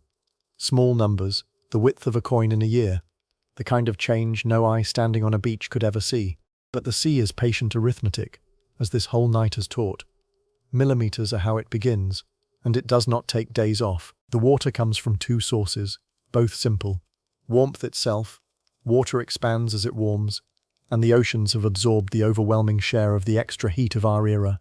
And the ice, the old ice, the ice of Greenland and the glaciers and the margins of Antarctica, giving its meltwater back to the sea exactly as the great sheets of the Ice Age once did, in the very process that drowned Doggerland. The end of that earlier melting gave the world the coastlines on every map you have ever seen. The shorelines we call normal, which have held roughly steady for the few thousand years in which every harbour city in history was built at the water's edge. That long calm, the still stand, scientists call it, was the quiet hallway in which civilization happened. And the calm is over. What it means, no one can say with the false precision of prophecy, and the night will not pretend to. The careful projections speak in ranges, decameters by mid-century, perhaps half a metre to a metre by the century's end, more in the centuries beyond if the great southern ice grows unstable, less if the warming is rained, and every decameter, on a flat coast, walks the tide tens of meters inland and lifts every storm that comes ashore. But you do not need projections to see the shape of it. You need only the names, and the names are the point, because you have heard them all before, tonight. The world's people live, as they have always lived, where the water is, on the deltas, the harbours, the low bright coasts, the great river-mouth cities of Asia, standing on silt exactly as Sumer stood, island nations of the Pacific whose highest ground stands a few meters over the tide, whose leaders have already spoken, in the assemblies of the world, the sentence that belongs in this story.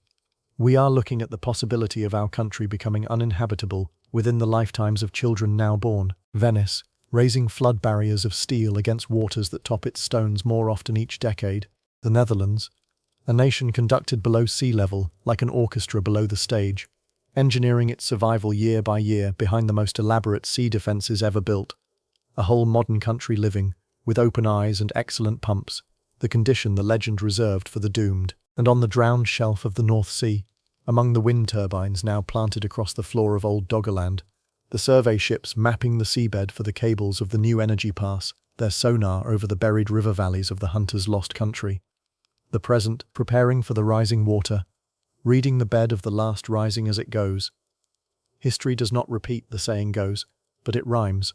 The sea does not even bother to rhyme. It simply continues. And so the old story arrives in our century, carrying a meaning Plato never planned and would have understood instantly. For 24 centuries, Atlantis was a myth about them. The ancients, the proud, the drowned, safely sealed beyond the pillars and the millennia. It is becoming, before our eyes, a myth about the address of the reader. The fantasy that gripped the Victorians, a civilization beneath the waves, is, in the cold projections, a planning document for real ministries with real budgets. There are commissions tonight, in more than one capital, soberly costing the relocation of districts, of harbours, of capitals themselves, inland and uphill. None of this is the wave of the legend. That is worth saying plainly, for the comfort it honestly offers. The real sea does not take cities in a day and a night. It takes them in centimetres and insurance tables, in a slow negotiation that human beings, forewarned, can conduct with engineering and law, and, where it comes to it, with dignified retreat. The Dutch are not Atlanteans. They are the counter-argument, proof that the verdict is not destiny, that a people which reads its pillar and keeps its works in repair can hold a conversation with the sea for centuries and not lose. But the conversation has begun everywhere now, and its terms are the terms of the dialogue. Foresight against appetite, the long law against the bright immediate gold. Plato sank his island to ask whether splendour could learn restraint before the water arrived to teach it. The question has left the page. It is standing, this century, at the door of the species, patient, surrounding, level, certain. And the answer, for the first time in the story's long life, is actually ours to write. That is not a frightening thought to sleep on. Held rightly, it is the opposite. The kings of Atlantis never got to choose. We are still in the part of the story where choosing happens. The lamps lit, the law still legible, the evening still ordinary. The whole warning was written, remember, in the hope of exactly this, that somewhere, some night, far downstream of the telling, someone would hear it in time. And now the night is deep, and the story is told, and it is time to let it go down, gently, the way the light goes down through water, gold at first, then green, then the long blue, then the dark that is not empty. Look back once, before sleep, at the whole of the road.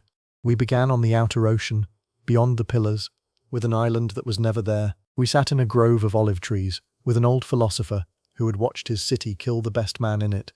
And we listened as he built, out of grief and genius, the most durable warning ever disguised as a bedtime story. We walked the rings, the bronze, the tin, the fire-coloured metal. We stood in the temple, where 10 kings in sea-dark robes judged one another by ember light. We ate supper with a barge-master on the harbour ring on the last ordinary evening of the world. We watched the sentence break off with the gods still gathered, the verdict forever unspoken. And then we followed the story itself across 24 centuries, asleep in the one book that did not burn, waking with a start at the sight of America, swelling, in the hands of the dreaming congressman from the empty city on the prairie, into the mother of all civilizations, conscripted by mystics, redeemed by diggers. We stood on the rim of Thera, above the blue wound of the caldera, and walked the ash-packed streets of Akrotiri, where the swallows still tumble over painted lilies, and the people walked out carrying their gold into the morning of the catastrophe, and were never seen again. We leaned over the side of the boat with Pausanias, and saw the walls of Helike wavering under the gulf. We trawled up spear points from the drowned hunting grounds of Doggerland, and learnt that the feeling at the bottom of the legend, the sea took something from us, is the oldest true memory our species keeps. We watched the magnetometers read the striped floor of the Atlantic like tree rings, and heard the planet's own verdict, kinder and stranger than the myth. Nothing is missing, but everything is moving. And at the end we found the warning waiting where it had been all along. Not under any water, but in the gap between the shine and the worth. In cities, in centuries, in single human hearts, patient as the tide. So what remains of Atlantis, at the very last, here on the edge of sleep? Only everything that matters, not the island. There was never an island. What remains is the question the island was built to carry. And the questions are the only ships that never sink. What do we do with our gold while we have it? What happens to the law on the pillar when the reading becomes a ceremony?